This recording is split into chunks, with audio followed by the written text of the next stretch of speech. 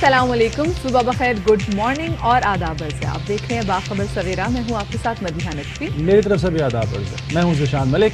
बाखबर सवेरा का आगाज़ करेंगे। बहुत से मौज़ूआत हैं जिन पर बात करनी है, लेकिन सबसे इम्पॉर्टेंट है कोरोना के बढ़ते केसेस। कभी कभी बेवकूफ़ी और जो बहादुरी है उसमें बड़ी बारीक लाइन होती है। ये कोई बहादुरी नहीं है कि आपको अगर सिम्टम्स हैं, आपको लग रहा है कि आप बीमार हैं और खुदा ना खास्ता कोरोना हो सकता है, और आप कहें नहीं जी नहीं, मैंने टेस्ट नहीं करवाना, मुझे कोरोना नहीं हो सकता, क्योंकि अब ये जो वायरस है ना, ये म्यूटेट होता है, अब इसकी फॉर्म बदल रही है। अब वो सिम्टम्स पहले वाले नहीं, बल्कि अगर गला ख़राब है या खांसी आ रही है तो वो भी एक साइन हो सकता है कि आपको खुदा ना खास्ता कोरोना हो। दूसरी बात ये हम देख रहे हैं, क्योंकि आज कल आपने देखा ना, पिछले गुज़िश्ता 24 घंटों में 7 अफराद कोविड की वजह से जान बहक हुए हैं। और हम देख रहे हैं कि जो अब जितने भी हमारे दोस्त अहबाब में कोविड हो रहा है, उनको सिम्टम्स क्या है? नज़ला, ज़ुकाम, खांसी भी है, फ्लू काफ़ी देर चल रहा है, और साथ में बुखार ऑन एंड ऑफ हो रहा है। तो जो लोग अपनी भी सेहत का ख्याल करना चाहते हैं और लोगों से भी मोहब्बत करते हैं, तो वो तो कहते हैं चलो भी हम टेस्ट करवा लेते हैं, पॉजिटिव आते साइड पे हो जाता है। लेकिन एक तबका ऐसा कि अगर आप उनसे कहना कि जब ना कोविड का टेस्ट कराएं, तो उनको लगता है उनकी बेइज्जती करनी है, जिंदगी मौत का मसला बना लेते हैं। उन्होंने कहा हमारी बेइज्जती किधर जाओगे हमारी बेइज्जती करके? भाई हमें कोविड होगा, तुम्हें और कोविड हमें क्यों होगा? हम जी नहाते धोते हैं। और भी गलत फहमी है कि जी पहले अगर कोविड हो चुका है और वैक्सीन ले लिए तो हमें दोबारा कोविड नहीं हो सकता, लेकिन ऐसा नहीं है। ये दोबारा भी हो सकता है, तीसरी बार भी खुदा ना खास्ता हो सकता है। तो ये गलत फहमी भी ज़हन से निकालनी चाहिए। मैं बहुत से ऐसे लोगों को जानती हूं उनको तीसरी बार कोविड हुआ है, लेकिन देखिए बूस्टर्स का फायदा ये होता है कि बूस्टर आपके अंदर इतनी इम्यूनिटी इतनी इम्यूनिटी जो है बूस्टर आपके अंदर पैदा कर देती है। सो प्लीज़, एक तो ठीक है, अगर आपने अपनी वैक्सीनेशन नहीं करवाई, वैक्सीनेट करें खुद को, साथ में बूस्टर की डोजेस भी लगवाएं। और वो खवातीन जो कि प्रेग्नेंट हैं, तरफ से पूरी एहतियात हाँ, जो वो खवातीन जो कि प्रेग्नेंट है, वो घबरा रही हैं कि नहीं भी हमें नहीं लगवाना, तो नहीं भी, ऐसी बिल्कुल कोई बात नहीं है।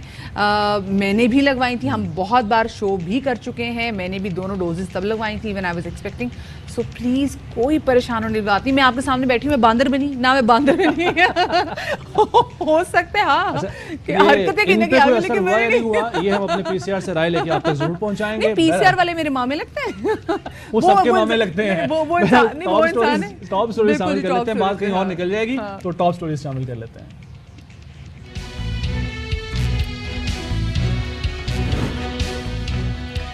गैर यकीनी सियासी सूरत हाल के हौलनाक मुआशी नताइज रेटिंग एजेंसी फिश ने आउटलुक मुस्ताहकम से मनफी कर दिया। डॉलर की ओपन मार्केट में 224 से 225 में फरोख्त, स्टॉक मार्केट में 2 रोज में 1700 पॉइंट्स गिर गए।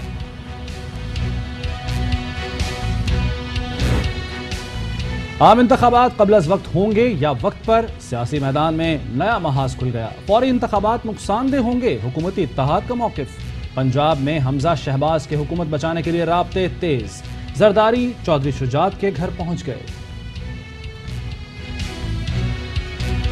और अब चेक के जरिए लेन देन में रिस्क फैक्टर कम हो जाएगा। हुकूमत की जानिब से चेक स्मार्ट ऐप की तैयारी। चेक नंबर से अकाउंट होल्डर की क्रेडिट हिस्ट्री मालूम की जा सकेगी।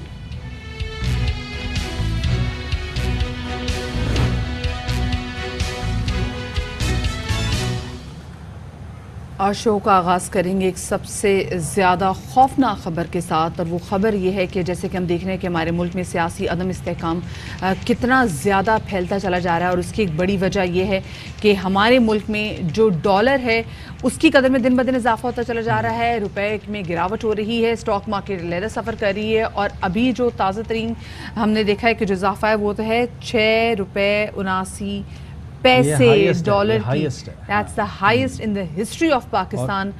और अब देखिए, ये तो इंटरबैंक में बढ़ा है, लेकिन जो अगर हम वैसे जा खरीदने के लिए जाएं 225-226 में डॉलर मिल, बिल्कुल ओपन मार्केट में 225 से 226 में मिल रहा है। और हो ये रहा है, जो इम्पोर्टर्स हैं सबसे ज़्यादा मुश्किल उनको इसलिए है कि डॉलर मार्केट में है नहीं, और ऐसे मौक़ों पे डॉलर ब्लैक कर दिया जाता है। उन्होंने बाहर से जो माल मंगवाना होता है उसके लिए डॉलर नहीं है, तो सबसे बड़ी मुश्किल उनको भी पेश आ रही है। और ऐसे ही मौके में जब ये ब्लैक करने वाले आ जाते हैं मैदान में, तो उसकी वजह से रुपए पर मज़ीद दबाव बढ़ता है और डॉलर बढ़ने की वजह एक ये भी सामने होती है। स्टॉक मार्केट का भी बुरा हाल है, अदायगियाँ हो नहीं रही हैं। ज़खायर जो है ना, ये अलार्मिंग बात मदीहा अपने नाज़रीन को हम बताएंगे कि ज़खायर की जो अदायगियों के लिए वो 1 महीने के रह गए हैं, सिर्फ 1 महीने के, 30 दिन के। ये बड़ी अफसोसनाक बात है। इस हवाले से बात करेंगे, हमारे साथ मौजूद है माहिर मुआशियात मुज़म्मिल असलम।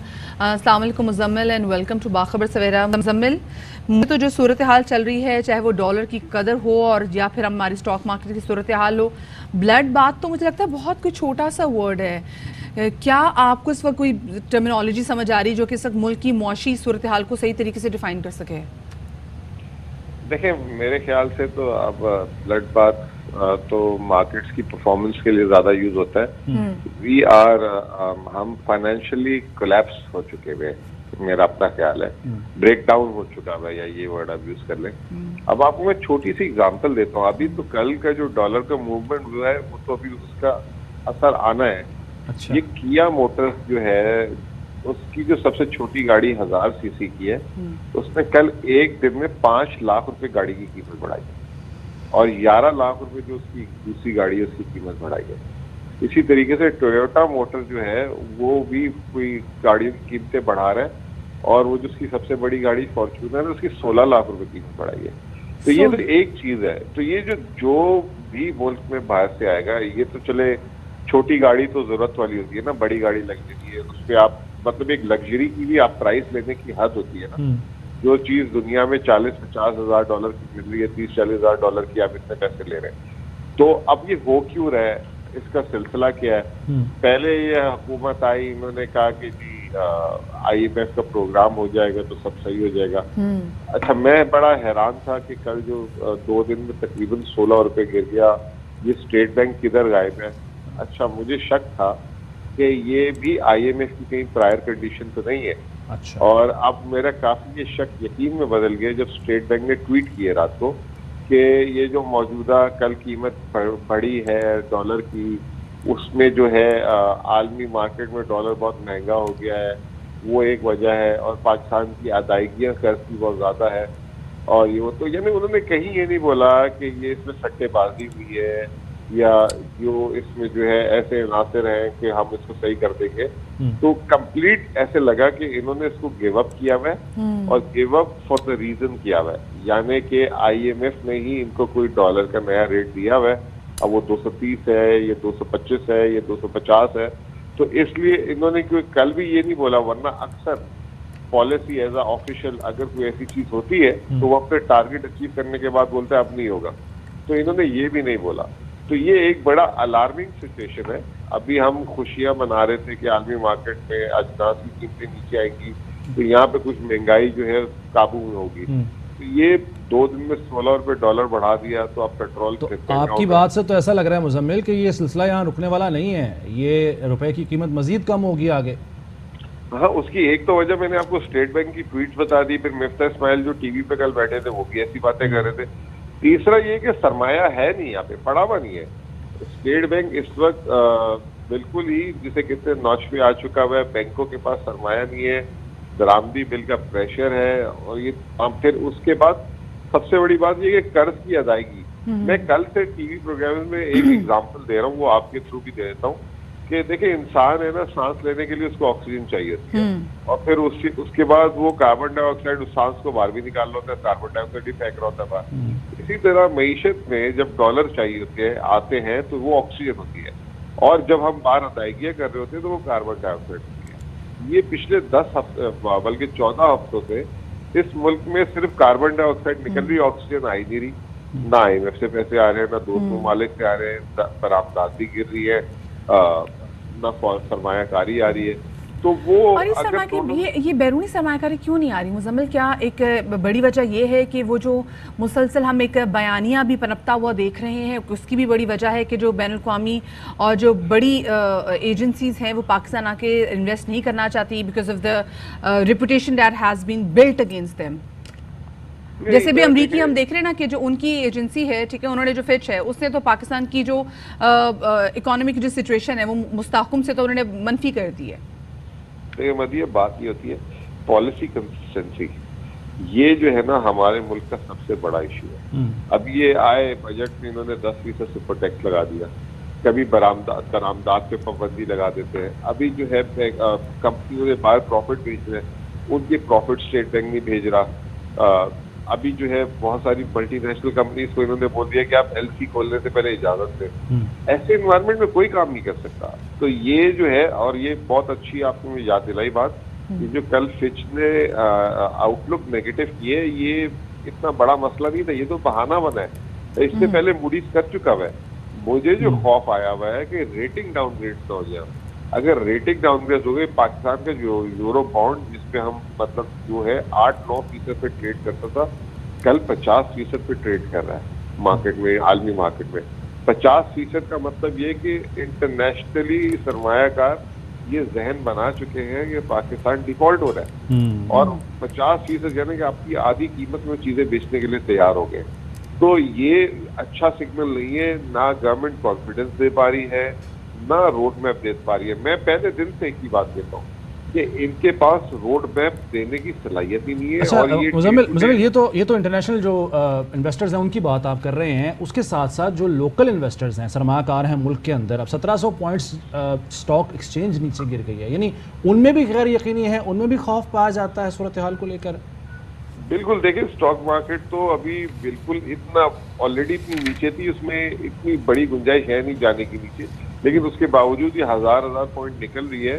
اس کی وجہ یہ ہے نا کہ اب میں آپ کو یہ کہوں کہ آپ کے پاس 1 لاکھ روپے ہے, اسٹاک مارکیٹ میں آپ ڈالیں تو وہ پلس بھی ہو سکتا ہے مائنس بھی, اور دوسری طرف حکومت آپ سے خود 16% پہ ادھار مانگ رہی ہے. تو یعنی کہ آپ گھر بیٹھے 1 لاکھ کے پیچھے 16,000 کما سکتے ہیں. تو آپ اپنا جہاں دوسری جگہ سرمایہ پڑا ہوگا اس کو نکال کے حکومت کو دے دیں گے اور پیسے مزے مزے سے بنائیں گے. تو اس لیے یہ جو ہے تمام جگہوں سے جو سرمایہ نکل رہا ہے اور ادھر مندی آئی ہوئی ہے, اس کی وجہ ہی یہ ہے کہ حکومت اتنا اچھا ریٹرن دے رہی ہے اب آپ کو, کیونکہ وہ قرضہ اٹھا رہی ہے, اس کو کہیں سے پیسے نہیں مل رہے. تو یہ بھی ایک بہت نیگیٹو چیز ہو رہی ہے. اس وقت شرح سود 16% پہ چلا گیا ہے. ایک آدمی, ایک شخص جو ہے آج قرض لینے جائے گا تو اس کو سال کا 20-22% دینا پڑے گا.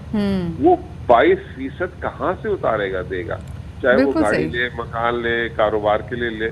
تو یہ سوچنا پڑے گا حکومت کو کہ حکومت جو ہے اگر جو آئی تھی ریلیف کی باتیں کہی تھی, اور بار بار گزشتہ حکومت کے بارے میں کہی تھی کہ جی ان کے پاس تو ایسے لوگ موجود نہیں ہیں, اور ہمارے پاس تو بڑی کمپیٹنٹ ٹیم ہے, تجربہ کار ٹیم ہے.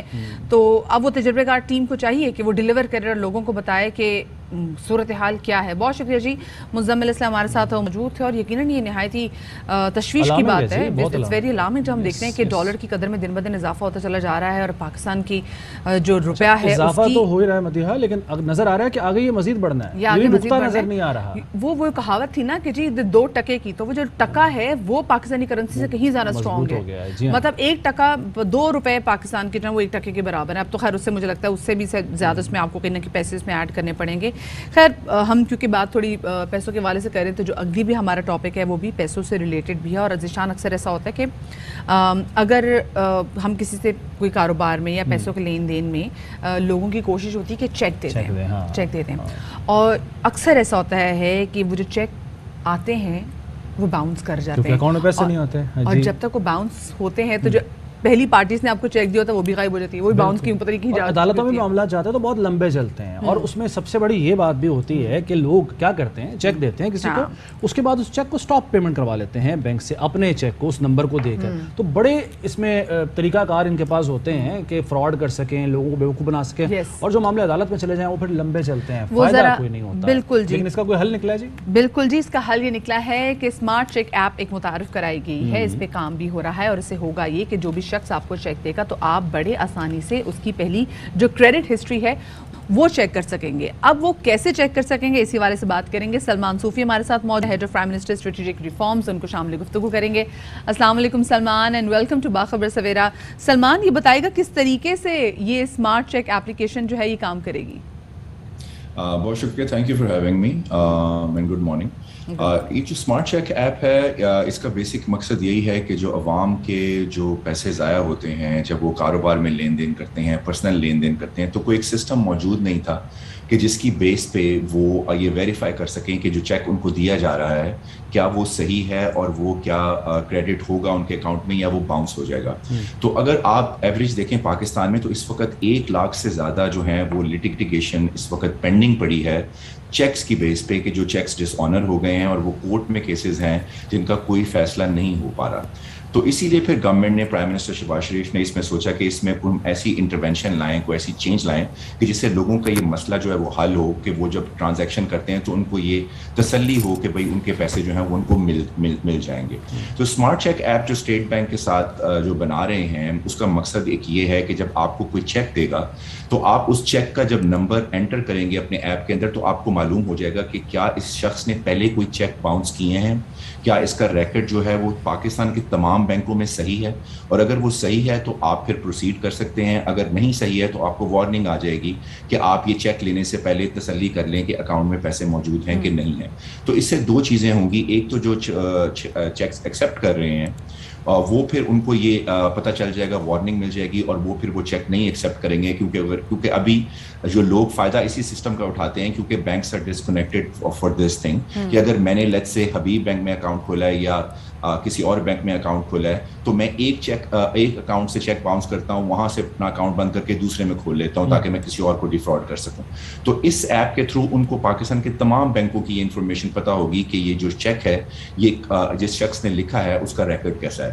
پھر اس میں دوسرا فیچر جو ہم ایڈ کرنا چاہ رہے ہیں وہ ہم ایک لیجسلیشن کے اندر امینڈمنٹ لا رہے ہیں کہ ان کو ہیوی فائنز جو ہیں وہ رائٹ اوے بینکس کر سکیں گے کہ اگر آپ کا چیک جو ہے وہ فراڈ کی نیت سے باؤنس ہوتا ہے. لیکن چیک جو باؤنس ہوتا ہے اس کے کئی اور ریزن بھی ہوتے ہیں, کئی دفعہ آپ نے ڈیٹ غلط لکھ دی ہے, کئی دفعہ آپ کے سگنیچر نہیں میچ کر رہے ہوتے, تو اس ریزن کو ہم اکاؤنٹ نہیں کر رہے, لیکن ہم صرف اس چیز کو دیکھ رہے ہیں کہ اگر میں نے آپ کو 20 جولائی کی تاریخ کو چیک لکھا ہے تو اگر 20 جولائی کو میرے اکاؤنٹ میں پیسے موجود نہیں تھے تو پھر نہ صرف مجھے جرمانہ ہوگا بلکہ میرا نام بھی اس کریڈٹ لسٹ میں ڈال دیا جائے گا تاکہ آگے سے جب میں چیک دوں تو میرا کوئی چیک ایکسیپٹ نہ کرے.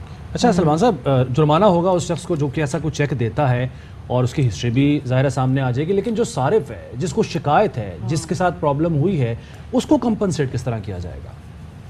جی اسی کے لیے یہ سسٹم ہے نا کہ اگر جو صارف ہے کہ وہ چیک لینے سے ہی انکار کر دے گا, اگر وہ کریڈٹ ہسٹری جب چیک کرے گا تو آپ سمجھیں کہ اس کو ایک طرح کا انٹیمیشن مل جائے گی کہ بھئی اس شخص کی کریڈٹ ہسٹری اچھی نہیں ہے تو میں اس سے لین دین میں احتیاط برتوں. کیونکہ ابھی 99% جو کیسز وہ اسی لیے کیونکہ لوگ ٹرسٹ کی بیس پہ چیک لے لیتے ہیں, جب چیک باؤنس ہو جاتا ہے تو پھر اس کے بعد جو ہے ان کے پاس کوئی رستہ موجود نہیں ہوتا.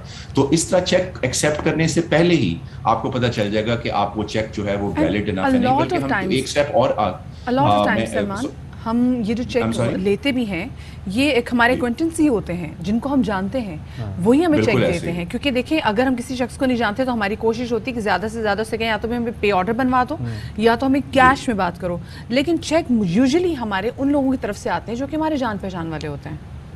بالکل, بلکہ ہم تو اس میں ایک سٹیپ اور جا رہے ہیں, ہم اس میں لیگل ابھی جو اینگل چیک کریں, لیکن میری جو خواہش ہے, جو پرائم منسٹر کی انسٹرکشن ہے کہ ایسا سسٹم ہو اس ایپ کے اندر کہ جب آپ وہ چیک نمبر ڈالیں تو فوری طور پر جو اگلے کے اکاؤنٹ سے جو رقم ہے وہ فوری ڈیبٹ ہو جائے, کہ تو یہ بھی آپ کو ویٹ نہ کرنا پڑے کہ آپ نے چیک کا ڈپازٹ کروانا ہے اور پھر 2-3 دن کا ویٹ کرنا ہے. تو جو نیکسٹ اسٹیپ پہ ہم جا رہے ہیں کہ وہ ہم اس اسٹیٹ بینک اس پہ کام کر رہے ہیں, یعنی پے آرڈر کی طرز پر آپ کہہ رہے ہیں؟ جی, پے آرڈر کی طرز پہ, اور یعنی کہ آپ کوئی بھی چیک لکھیں تو وہ آپ کو اسی وقت پتہ چل جائے کہ یار سلمان کے اکاؤنٹ میں پیسے پڑے ہوئے ہیں کہ نہیں پڑے ہوئے, تو وہ آپ کے پاس ایکسیس ہو تاکہ آپ اسی وقت کہہ سکیں کہ نہیں سلمان صاحب آپ کے اکاؤنٹ میں تو پیسے ہی نہیں ہیں تو میں یہ چیک ریفیوز کر رہا ہوں. تو وہ اس سے آپ کی تمام لیٹیگیشن جو ختم. معذرت کے ساتھ ایک اور چیز, بڑے ہم چونکہ زرخیز ہیں, ہم چور راستہ نکال لیتے ہیں, ہمارے ماشاءاللہ ذہن جو ہے وہ بڑے جگاڑ ہوتی ہے. ایک اور کام بھی ہوتا ہے کہ چیک دے دیا جاتا ہے اگلی ڈیٹ کا یا کسی بھی ڈیٹ کا, اور اس کے بعد بینک میں فون کر کے یا شکایت کر کے کہ جی میرا چیک گم گیا یا چیک بک گم گئی ہے, وہ سٹاپ پیمنٹ کروا لی جاتی ہے. اس کا بھی کوئی حل نکالا؟ جی بالکل, یہ تھینک یو, یہ آپ نے بہت اچھا پوائنٹ ریز کیا. یہ بالکل یہ اس کے اندر کور ہوگا کہ اگر آپ نے پوسٹ ڈیٹڈ چیک دیا ہے تو وہ پوسٹ ڈیٹڈ لیٹ سے آپ نے 1 اگست کا چیک دیا ہے, اور جب 1 اگست کو وہ چیک جو ہے وہ پریزنٹ ہوا ہے اور 1 اگست کو اس کے اندر پیسے موجود نہیں تھے, تو نہ صرف آپ کو وہی فائن جو ہوگا ایز اے باؤنس چیک تصور کیا جائے گا, بلکہ اس کے علاوہ جو آپ لٹیگیشن کے انڈر بھی آ جائیں گے کہ تاکہ آپ کا جو کریڈٹ ہسٹری میں نام آ جائے گا کہ آپ کے پوسٹ ڈیٹڈ چیک بھی ہیں جو وہ ایکسیپٹ نہ کیے جائیں. تو it's basically it will help a lot of citizens in a lot of ways. صحیح، ٹھیک ہے، بہت شکریہ جی. سلمان صوفی ہمارے ساتھ موجود تھے اور جو اسمارٹ چیک ایپ جو بنائی گئی ہے اس کی بات کریں کہ وہ کتنا تحفظ فراہم کرے گی ان صارفین کو جو کہ اپنے پیسوں کا جو لین دین ہوتا ہے، کاروباری ایسی بہت ساری چیزیں ان کو چیک کے تھرو کرتے ہیں اور ہم نے دیکھا ہے کہ بہت ساری دفعہ تو یہ باؤنس بھی کر جاتے ہیں. اور اچھا ویسے جس طرح سے اب اسمارٹ فون استعمال ہو رہے ہیں اور لوگ جو پڑھے لکھے نہیں بھی ہیں انہیں بھی ایپس یوز کرنا آ گئی ہیں تو یہ ہیلپ فل ثابت ہو سکتا ہے اور یہ بہت بڑی ایک اچیومنٹ ہوگی اگر عملی طور پر بھی یہ کام کرتا ہے. چیک نمبر ڈالا، آپ نے چیک کیا کریڈٹ ہسٹری کیا ہے اور اس کے بعد سکون ہو گیا آپ کو کہ نہیں یار یہ مجھے دھوکہ نہیں ہوگا، میرے پیسے نہیں مریں گے. تو بڑی اچھی ایک انیشیٹو ہے یہ، اللہ کرے عمل درآمد بھی ہو. بہرحال ایک بریک کا وقت ہوا ہے اور بریک کے بعد واپس آ کے کچھ مزید موضوعات پر بات کرتے ہیں. جناب تو welcome back after the break. گزشتہ حکومت میں سابق وزیر اعظم عمران خان صاحب نے ایک بہت اچھا کام کیا تھا، وہ یہ کہ جو مزدور طبقہ ہے اس کے لیے لنگر خانوں کا کیا گیا تھا بندوبست. لیکن اب مسئلہ یہ ہے کہ وہ جو لنگر خانے جو کہ مزدور طبقے کے لیے کھولے گئے تھے، ان سفید پوش لوگوں کے لیے کھولے گئے تھے جن کے لیے 2 وقت کی روٹی ارن کرنا اتنا آسان نہیں تھا، اب ان کو شکایت یہ ہے کہ ان لنگر خانوں کے اندر ایک تو نہ تو فوڈ کی وہ کوالٹی رہی اور بسا کا تو فوڈ بھی نہیں ہوتا. اچھا یہی بدقسمتی ہے ہماری کہ جب بھی کوئی گورنمنٹ ختم ہوتی ہے، نئی حکومت آتی ہے تو پچھلی حکومت کے منصوبوں کو یا ملیامٹ کر دیتی ہے، ختم کر دیتی ہے، برباد کر دیتی ہے. اور یہ آج سے نہیں، یہ ہم نے پچھلی اگر آپ حکومتوں کی کارکردگی اٹھا کے دیکھ لیں تو ہمیشہ ایسے ہی ہوا ہے، سب نے ایسے کیا. اور یہ صرف مزدوروں کے لیے نہیں بلکہ جو مسافر ہوتے تھے، اگر کسی شہر میں کوئی مسافر جا رہا ہے، وہاں اس کا کوئی جاننے والا نہیں ہے، کوئی رشتہ دار نہیں ہے، عزیز نہیں ہے، دوست نہیں ہے، اس کو بھی پتا تھا کہ یار ایک عمارت ہے، باعزت طریقے سے وہاں پر میں ایک اچھی خوراک کھا سکوں گا. جیسے ہی پردیسی والی ٹرم ہے نا جو آپ کہہ رہے ہیں، مسافر. پردیسی پہلے کسی زمانے میں سرائے ہوتی تھی، وہ بھی پیسے لیتے تھے، لیکن یہاں پر ان کو بغیر کسی چارجز کے، بغیر کسی پیسوں کے ایک اچھی جگہ، اچھا کھانا عزت دار طریقے سے ملتا تھا لنگر خانوں میں. لیکن اب جو ہے وہ صورتحال ان کی انتہائی ابتر ہو گئی اور مزید ابتری بھی آ رہی ہے. بالکل جی، اسلام آباد سے رپورٹ کری ہیں فاطمہ بطول اسی حوالے سے. جی تو یہ فاطمہ بطول کی رپورٹ، اور آپ دیکھ رہی تھی جس طرح سے آبدیدہ تھے لوگ، اور جو ایک سفید پوش ہوتا ہے نا اس کے لیے سب سے بڑی بات یہی ہوتی ہے کہ اس کی سفید پوشی کا بھرم قائم رہے، اور جب یہ قائم نہیں رہتا تو ایسے ہی آنکھوں میں آنسو آتے ہیں. لیکن ذیشان میں سوچ رہی تھی کہ اسلام آباد کے لوگوں کو بھی چاہیے کہ آگے نکل کے، کیونکہ جس نام کے تحت یہ وہاں پہ لنگر خانہ چل رہا ہے، ہم دیکھتے ہیں کہ وہ لنگر خانہ یہاں پہ کراچی میں بھی چلتا ہے اور کیا خوب چلتا ہے. تو لوگوں کو بھی چاہیے کہ چلیں حکومت وقت نہیں کر رہی لیکن کھانا کھلانے سے بڑی عبادت کوئی نہیں ہے. ویسے بھی سیاست ہوتی رہے گی، سیاست کے لیے بہت ٹائم پڑا ہے، بہت مواقع آئیں گے. سیاست نہ کریں، کم از کم اس معاملے پہ، روٹی پہ، لوگوں کے پیٹ کے اوپر سیاست نہ کریں، برائے مہربانی. آگے بڑھیں جی. بالکل جی، آگے بڑھتے ہیں. اور کل جو ہم نے بات کی تھی شادمان نالے میں جو گر کر ایک فیملی گری، اس میں باپ اور ایک بیٹی کو ریسکیو کر لیا گیا، لیکن ماں اور 2 ماہ کا بچہ جس نالے میں ڈوب گئے تھے، ماں کی لاش تو نکال لی گئی، لیکن جو آپ اپنے ٹیلی ویژن اسکرین پہ جو تصویر دیکھ رہے ہیں خوبصورت سے بچے کی، اس بچے کی جو لاش ہے یہ ابھی تک ریکور نہیں کی گئی. ریسکیو ٹیمیں بھی اس حوالے سے بنا دی گئی ہیں اور فائنلی کل ہم نے بھی جب سیگمنٹ کیا تو آفٹر 3 days سندھ حکومت بھی کافی بڑی دیر کر دی، مہربان آتے آتے ہوش کرتے کرتے بہت دیر کر دی. ایک بچہ ڈوب گیا، ایک خاتون جاں بحق ہو گئی. آپ اب ہوش میں آئے ہیں، آپ کمیٹی کھیل رہے ہیں، کیونکہ حکومتوں کے پاس سب سے بڑا جو اقدام ہوتا ہے نا وہ یہی ہوتا ہے جی ایک کمیٹی بنا دو، اور وہ کمیٹی کیا کرتی ہے، وہ اینڈ میں آ کے یہ رپورٹ پیش کرتی ہے کہ ہم اس نتیجے پر پہنچے ہیں کہ معاملہ کچھ نہ کچھ گڑبڑ ہے، اور اس کے لیے ایک مزید کمیٹی در کمیٹی، حل کوئی نہیں نکلتا. مسئلہ یہ کہ یہاں پہ کریڈٹ لینے کی بات کی جاتی ہے. کل وزیر بلدیات سندھ کے ناصر حسین شاہ صاحب، انہوں نے بڑے عجیب طریقے سے کریڈٹ لیا. انہوں نے کہا کہ جی جب یہ گرے تھے نالے میں تو ان کی موٹر سائیکل کو جس نے نالے سے نکالا وہ پیپلز پارٹی کے لوگ تھے. تو جو بندہ پوچھے ان سے کہ جس حکومت کے دور میں جس شہر میں وہ گرے ہیں وہاں حکومت بھی تو پیپلز پارٹی کی ہے نا، یہ تو نہیں بتا رہے آپ. اور جو اقدامات کیے جانے چاہیے تھے وہ بھی پیپلز پارٹی نے کر رہے تھے، جو کوتاہی ہے وہ بھی پیپلز پارٹی کی حکومت. لیکن وہ بچہ جس کا ڈوب کے مار گیا نا، جس کی بھی تلاش جاری ہے، 2 ماہ کا بچہ، وہ اسی غریب آدمی کا ہے. کل ناصر حسین شاہ صاحب نے کیا کہا، ذرا آپ کو سنواتے ہیں. نالے والا واقعہ چیف منسٹر صاحب نے نوٹس بھی لیا ہے، اس کی انکوائری کے لیے بھی کہہ دیا. خاندان سے مکمل طور پر ہمدردی ہے، ان کے دکھ میں برابر کے شریک ہیں. موٹر سائیکل جب گری تو وہاں پہ جو لوگ ان کو نکال رہے تھے وہ پاکستان پیپلز پارٹی کے ہی تھے. نااہلی ہے ان لوگوں کی جو وہاں پہ کام کر رہے تھے کہ انہوں نے وہاں پہ رکاوٹیں کھڑی نہیں کی تھیں، اس وجہ سے یہ افسوسناک واقعہ پیش آیا. تو ناصر سینشا صاحب جن کی نااہلی تھی وہ کون لوگ تھے؟ کیا وہ پیپلز پارٹی کے لوگ نہیں تھے جنہوں نے وہاں سے رکاوٹیں ہٹا دی تھی؟ کریڈٹ لینے تو سب آ جاتے ہیں، کریڈٹ لینے تو سب آ جاتے ہیں، لیکن کچھ دیر کے لیے، کچھ لہجے کے لیے سوچئے اس باپ کے بارے میں جس کو اس کی بیوی کی لاش تو مل گئی ہے، لیکن شاید وہ انتظار کر رہے کہ اس کے 2 ماہ کے بچے کی لاش اس کو ملے گی، پتہ نہیں نالے کے پانی سے ملے گی یا پھر اس کو کچرے سے ملے گی، تاکہ وہ اس کو اپنی بیوی کے آغوش میں دفن تو کر سکے۔ خدا را تھوڑا رحم کیجیے۔ اس پر واقعی آنکھیں کھولنے کی ضرورت ہے، کریڈٹ مت لیں، کام کر کے دکھائیں، کام کریں گے نا تو کریڈٹ خود ہی آپ کو مل جائے گا۔ بہرحال ایک بریک کا وقت ہے، بریک کے بعد واپس آتے ہیں۔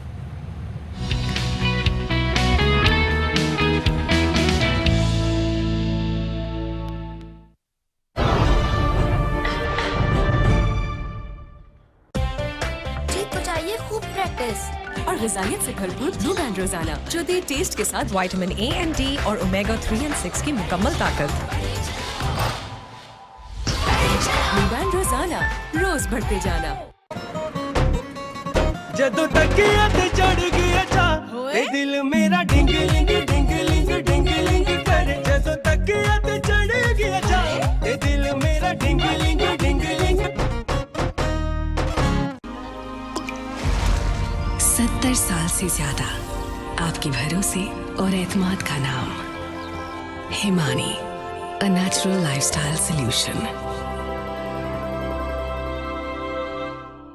خورشید فینز، جس میں ہے AC/DC انورٹر ٹیکنالوجی جو دے 60% تک بجلی کی یقینی بچت، اسی لیے تو ہر گھر کی اولین ترجیح ہے خورشید فینز کے inverter fan. Khurshid fans Pakistan کا پہلا انورٹر فین۔ آئی ایم فخر عالم، پوری دنیا کا گردشی چکر مکمل کرنے والا پہلا Pakistani, presenting the spirit of ambition, mission Parwaz fragrance by Hemani. Lemon Max لمبر چلے پورے مہینے چم چم چم چم۔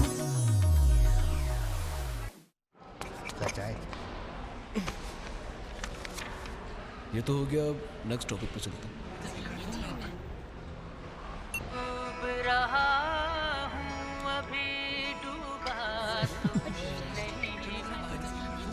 اے وعدہ فراموش میں تجھ سا تو نہیں ہوں۔ جب موڈ ہو کلاس ختم کرنے کا تو 82 ملین گانے اور 4 بلین پلے لسٹ ہیں۔ تو ہے میری ٹھنڈی چھاواں، میں رانجھا تو ہے ہی۔ جیسا موڈ ویسی دھن، Spotify.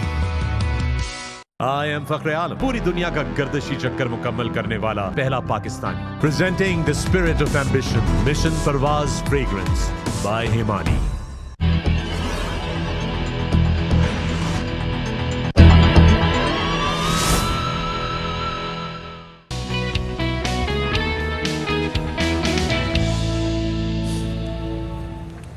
G welcome back to Bakhabar Savera, اور کچھ افسوسناک خبر شامل کرنی پڑے گی۔ افسوس ہمیں ہے، لیکن مسئلہ یہ ہے کہ نشاندہی کرنا اور اویئرنیس دینا بھی ہمارا کام ہے، ہمارا فرض ہے۔ تو پشاور میں کینٹ کا علاقہ ہے، کنٹونمنٹ کا، اور 15 دن گزشتہ جو گزرے ہیں اس میں 3 بچیوں کے ساتھ مبینہ زیادتی کے واقعات پیش آئے، اور افسوسناک ایک اور پہلو یہ بھی ہے کہ ان میں سے 3 میں سے 2 بچیوں کو قتل بھی کر دیا گیا ہے۔ اور آپ دیکھیں ایک ہی علاقہ ہے جس میں 3 بچیوں کو زیادتی کا نشانہ بنایا گیا، اور یہ پتہ ہی نہیں ہے کہ کس نے بچیوں کو زیادتی کا نشانہ بنایا۔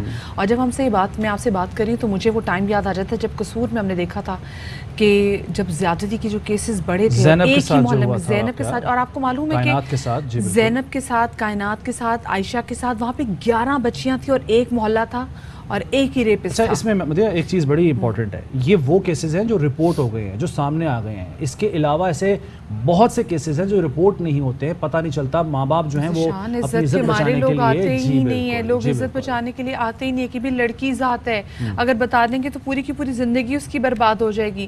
علاقے میں بہت زیادہ خوف و ہراس پھیلا ہوا ہے۔ اس حوالے سے ہم نے ایک رپورٹ تیار کی، آپ کے ساتھ شیئر کرتے ہیں۔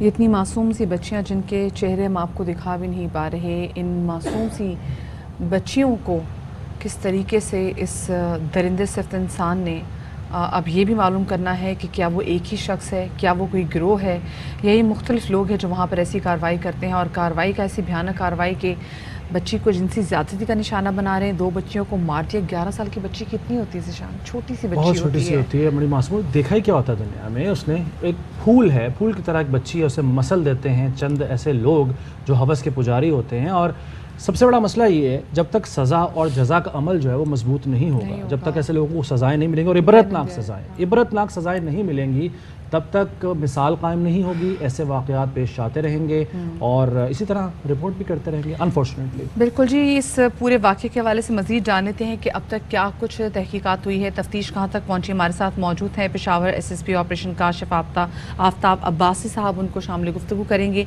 काशिफ अब्बासी साहब, बहुत शुक्रिया आपका, आपने बाखबर से वेरा को वक्त दिया। ये काशिफ साहब, बहुत ही मतलब खौफनाक बात भी आप देखें कि एक ऐसा एरिया, उसमें 15 दिन में हम देख रहे हैं कि 1 नहीं 2 नहीं 3 बच्चियों के रेप हो गए हैं, 2 बच्चियां कत्ल कर दी गई हैं। कुछ पता चल सका कि ये कौन लोग हैं? अब्बासी साहब, आपको हमारी आवाज़ पहुंच रही है? Okay, will try to connect with him again. हमारे साथ काशिफ अब्बासी साहब अब से थोड़ी देर में दोबारा मौजूद होंगे, पेशावर SSP हैं।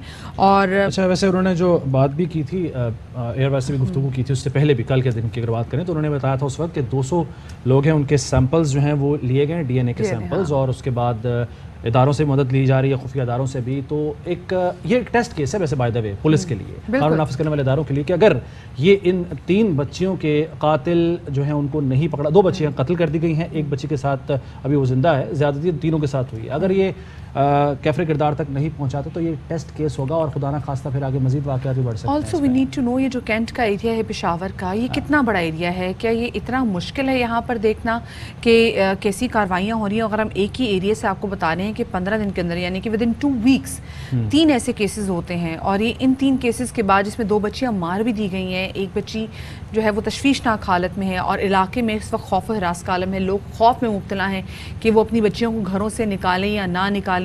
बच्चियां स्कूल जा रही हैं, बच्चियों ने कहीं भी जाना, तो अब लोगों में एक खौफ है। एक और बात भी होती है, हमारी ना याददाश्त बड़ी कमज़ोर है। जब आपको याद होगा कसूर का वाक़या जिसका आपने हवाला भी दिया, ज़ैनब वाला, उसके बाद हमने देखा कि एहतियात भी हो रही थी, उसके बाद हमने देखा कि पुलिस भी विजिलेंट हो गई थी, बहुत एक्टिव हो गई थी हर शहर में, हर सूबे में। लेकिन जैसे जैसे वक्त गुजरता गया ये सारे ईजी होते गए, और जब ये ईजी होते हैं तभी फिर ऐसे वाक़यात पेश आते हैं। बिल्कुल आप सही कह रहे हैं। और देखिए, इस वक्त ये ज़रूर देखना है कि पुलिस जो है वो अपना क्या किरदार अदा कर रही है। तो हमारे साथ मौजूद हैं पेशावर SSP ऑपरेशन काशिफ आफ्ताब अब्बासी साहब, अगर हमारे साथ हैं, उनको आवाज़ पहुंच रही है हमारी? ठीक है, अब आपको मालूम है कि वो क्योंकि वहाँ पे जैमर्स भी बहुत सारी जगहों पे लगा होते हैं, जिनकी वजह से हमारा राब्ता जो है उनसे नहीं हो रहा, लाइन थ्रू नहीं हो पा रही, और वरना हम उनसे ज़रूर पूछेंगे कि एग्जैक्टली क्या मालूम हो पाया है कि ये गिरोह है, एक शख्स ज़रूर करते हैं। अच्छा, हाँ, ये हमारे साथ मौजूद हैं। काशिफ आफ्ताब अब्बासी साहब, बहुत शुक्रिया आपका, आपने बाखबर सवेरा को वक्त दिया। सर, आपको आवाज़ आ रही है हमारी? जी, थैंक यू वेरी मच, मुझे आपकी आवाज़ आ रही है। सर, ये बताइएगा कि 2 हफ्तों के दरमियान हम देखते हैं कि 3 बच्चियों के रेप हो जाते हैं, 2 बच्चियां बड़ी बेदर्दी से मार दी जाती है, और जो एक बच्ची जो बची भी होगी तो वो उसकी क्या ज़िंदगी आगे हम वो देख रहे होंगे। कुछ पता चल पाया है कि एक ही एरिया में या कोई गिरोह है, कोई एक शख्स है? ये इतना बड़ा एरिया है कि पता नहीं चल सक रहा कि कौन ये शख्स है या गिरोह है। नहीं मैम, देखें, पहली बात तो ये कि ये जो हम अमूमी तौर पे ये बात कर रहे हैं कि पेशावर कैंट का एरिया है, तो मैं इस चीज़ को थोड़ा सा वजाहत कर दूं कि वो पेशावर कैंट का एरिया नहीं है। पेशावर कैंट से मुल्हिका जो 3 मुख्तलिफ थाना जात हैं, उनके जो जुरिस्डिक्शंस हैं उनमें बिल्कुल ये 3 वाक़यात हुए हैं। एक ईद से कबल इतवार के दिन, और एक ईद के दिन जो कि इत्तेफाकी तौर पे वो भी इतवार का ही दिन था, और उसके बाद इंतहाई अफसोसनाक के ईद के बाद वाला जो पहला इतवार था उस दिन भी ये तीसरा वाक़या रूनुमा हुआ। यानी कि ये भी 15 दिन भी नहीं है, या अब्बासी साहब ये 10 दिन का टाइम है अगर देखा जाए तो? नहीं मैम, इट्स फर्स्ट, अगर उसको हम काउंट करते हैं first, 8th and 15th, but that is irrespective of the point. Point ये है कि उस पर सारी जो तहकीक है वो बिल्कुल हो रही है, और जहाँ जहाँ से जो शवाहिद हमें मिले हैं, अगर कोई हमें मशकूक अफराद या CCTV फुटेजेस हमने कुछ हासिल की हैं, उसके अलावा जो फोरेंसिक्स का डाटा है, बिकॉज आप समझ सकते हैं इस बात को कि जो इस तरह के केसेस होते हैं उसमें फोरेंसिक्स की जो एनालिसिस है वो बड़ी इंपॉर्टेंट होती है।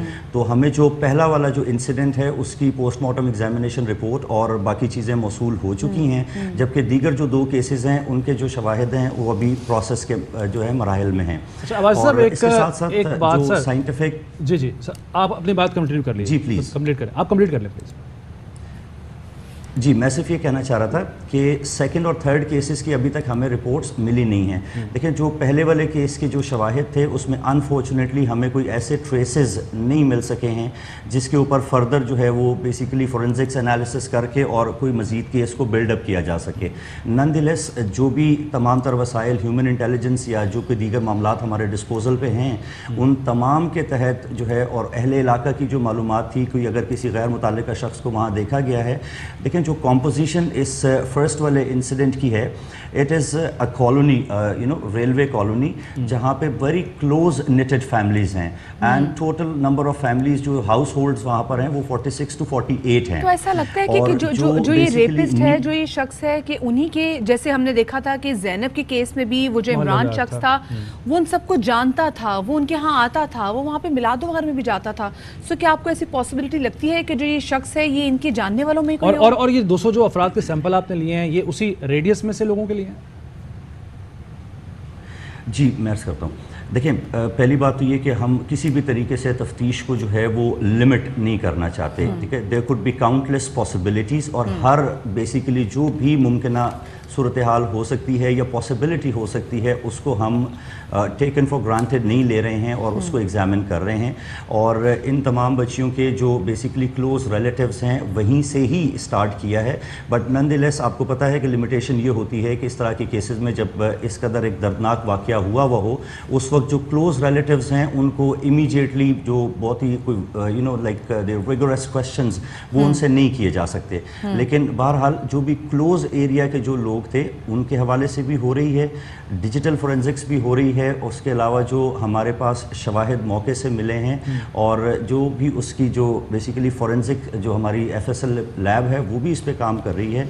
और इंशाल्लाह उम्मीद है कि हम किसी न किसी नतीजे पर बहुत जल्द पहुंच जाएंगे और उस हवाले से जो भी कोई मज़ीद मालूमात होगी, क्योंकि देखें कुछ चीज़ें होती हैं जो हो सकता है बहुत सारी जो हमारे तफ्तीश के मराइल हैं वो इस वक्त मेरे इल्म में हो, लेकिन उनको पब्लिकली शेयर करना जो है वो बिल्कुल जो केस असर पड़ता है केस के ऊपर। आप बिल्कुल ठीक कह रहे हैं। वासिफ साहब 2 बच्चियां तो अब इस दुनिया में नहीं रही हैं, एक बच्ची जो बच गई है, क्या वो इस पोजीशन में है कि वो बयान दे सके, बात कर सके, और अगर हाँ तो उससे कोई मालूमात ली गई है?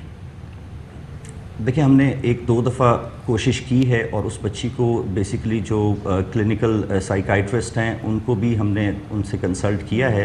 अभी यू मे अंडरस्टैंड कि वो बच्ची अभी भी इस वक्त भी एक स्टेट ऑफ ट्रॉमा के अंदर है और ठीक है। और एक आध दफ़ा हमने कोशिश की थी बट वो उसका बच्ची का जो बिहेवियर एकदम से उस पर हो जाता है, दैट इज़ सो एरेटिक कि ये हम एक्सपेक्ट नहीं कर सकते उस बच्ची से कि वो हमें कोई स्केच ड्रॉ करा दे या कोई मज़ीद इस तरह की मालूमात हमें दे दे। बट नॉनदलेस इस सेकंड केस में हमें एक आध कोई CCTV फुटेज मिली थी जिसकी मदद से हम अभी उस पर काम कर रहे हैं और जैसे ही बच्ची की जो तबीयत है वो इस मतलब इस सूरत हाल में आ जाए, ये जो एरिया हम दिखा भी रहे हैं, टीवी पर भी दिखा रहे हैं, ये ऐसा लग नहीं रहा कि यहाँ पे लोगों के होगा तो हम वो यकीनी तौर पे बच्ची को दिखाएंगे। लोगों के घरों में CCTV कैमरे, बेहतर आवाज़ नहीं जा रही है वासिफ साहब को। पहले ठीक है, चलेंगे, बहुत बहुत शुक्रिया। आप बड़ी तफसील से बताया है कि वो जिस तरीके से इन्वेस्टिगेशन अभी तक हो रही है और कह रहे हैं कि बहुत सी इन्फॉर्मेशन हमारे पास अगर है भी तो हम उसको डिस्क्लोज नहीं करें क्योंकि केस पर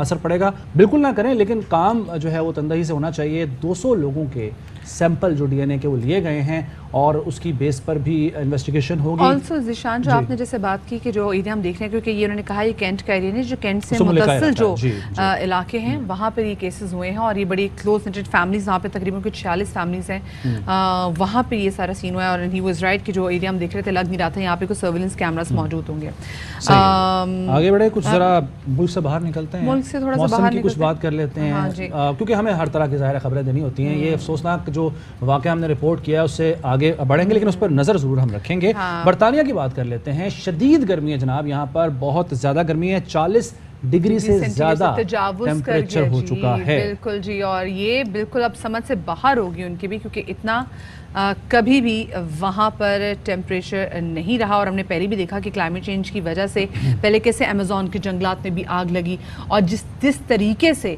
जो टेम्परेचर बढ़ रहा है, आपने देखा ना कि पिछले दिनों जीवनी के जंगलात में भी जिस तरीके से आग लगी, शेरानी की माफ़ कीजिएगा जंगलात में जो आग लगी थी बलोचिस्तान में, और अब आप यहाँ पे देख रहे हैं यहाँ पे तो बहुत बड़ा ग्रीन एरिया मौजूद है। अगर हम UK की کی بات کریں اور UK میں جس طریقے سے دن بدن ٹیمپریچر بڑھتا چلا جا رہا ہے تو خدشہ یہاں پہ یہ بھی ظاہر کیا جا رہا ہے کہ کہیں ایسا تو نہیں ہے، کیونکہ مختلف مقامات پر بتایا جا رہا ہے کہ گرمی کی وجہ سے آگ بھڑک اٹھی ہے، اور یہ مناظر آپ نے ٹیلی ویژن اسکرین پہ بھی دیکھا ہے۔ صرف جنگلات میں نہیں، لوگوں کی گاڑیوں میں بھی آگ لگی ہے، کیونکہ ٹیمپریچر اتنا بڑھ رہا ہے کہ وہ گاڑیاں ہیٹ اپ ہو جاتی ہیں اور آگ لگ جاتی ہے۔ اور ایک اور بتاؤں میں آپ کو کہ سکولز ویسے تو میکسیمم بند کیے گئے ہیں، لیکن جہاں سکول کھلے ہیں نا وہاں پہ بچوں کے لیے وہ پانی کی ٹرے رکھی گئی ہیں جہاں وہ پاؤں رکھ کے بیٹھ کے پڑھ رہے ہیں، یعنی اتنا گرمی کا برا حال ہے۔ اچھا میں آپ کو بات بتاؤں، دیکھیں ہم جہاں پہ رہ رہے ہیں نا وہاں پہ تو سورج کی وہ جب شعاعیں بھی ہم تک پہنچتی ہیں نا تو درمیان میں اتنا کچھ پولوشن آ جاتا ہے نا، وہ صحیح پہنچتی نہیں ہے۔ یہاں پہ اگر آپ دیکھیں تو یہاں پہ نا آسمان بہت کلیئر ہوتا ہے، تو جو سورج کی شعاعیں بھی آ رہی ہوتی ہیں نا، جو سن لائٹ بھی آ رہی ہوتی ہے نا، وہ آپ کو جلا کے رکھ دیتی ہے۔ اور اگر 40 ٹیمپریچر ہو،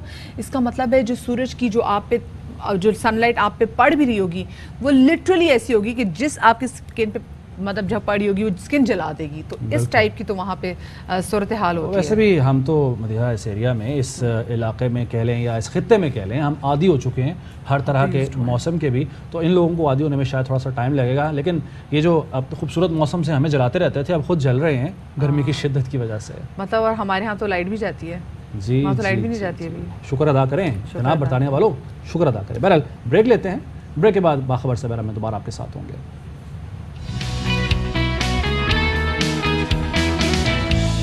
ایک بار پھر خوش آمدید کہتے ہیں آپ کو۔ سیاسی میدان پر بھی بات کرنی ہے ہم نے، کھیل کے میدان پہ بھی بات کرنی ہے، کیونکہ کرکٹ کا جو میچ ہے سری لنکا اور پاکستان کا بڑا دلچسپ ہو گیا ہے۔ پاکستان جو ہے وہ جیتنے کے قریب ہے، لیکن جو سیاسی جماعتیں ہیں نا ان کا میچ زیادہ دلچسپ ہوا ہے، کیونکہ پنجاب کے ضمنی انتخابات میں 15 سیٹیں پی ٹی آئی نے جب سے لی ہیں تب سے کچھ سمجھ نہیں آ رہی کسی کو بھی کہ آگے کیا ہونے والا ہے۔ بالکل جی، لیکن کل جو ملاقات ہوئی ہے نا، ہم دیکھ رہے ہیں مولانا فضل الرحمان صاحب کی اور پھر زرداری صاحب کی، اور ان کے پاس جو پھر باتیں کر رہے ہیں تو یہ تو ہم نے سن لیا ہے کہ رانا ثناء اللہ صاحب نے کہا ہے کہ وہ ٹف ٹائم دیں گے، آسانی سے تو حکومت نہیں بنانے دیں گے، لیکن مجھے لگتا ہے بہت آسانی سے حکومت بنے گی پاکستان تحریک انصاف کی۔ آف کورس جب ان کے نمبر گیم کمپلیٹ ہے اور 188 ہیں ان کے پاس، پی ٹی آئی کے پاس، تو چاہے آپ 5 کم کر لیں، مطلب جتنے بھی تو ان کے پاس اگر دیکھا جائے تو میجورٹی تو انہی کے پاس ہی ہوگی نا۔ تو لیکن بڑے بڑے مزے کی خیر جو اس وقت حکومت کی گیم ہے، لیکن کیسا نہ ہو کہ گیم کو انجوائے کرتے کرتے ملک میں کوئی آئینی بحران نہ ہو۔ ٹاپ سٹوریز پہ نظر ڈالتے ہیں۔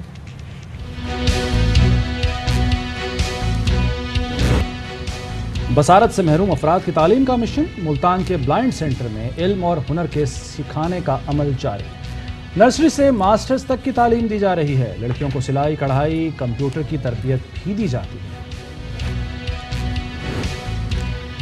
کراچی کی جامعہ NET میں ننے انجینئرز کی ایجادات کا فیسٹیول، مختلف سکولز کے بچوں نے اپنے سائنسی تجربات کی بنیاد پر مختلف ماڈلز پیش کر کے حاضرین سے خوب داد سمیٹی۔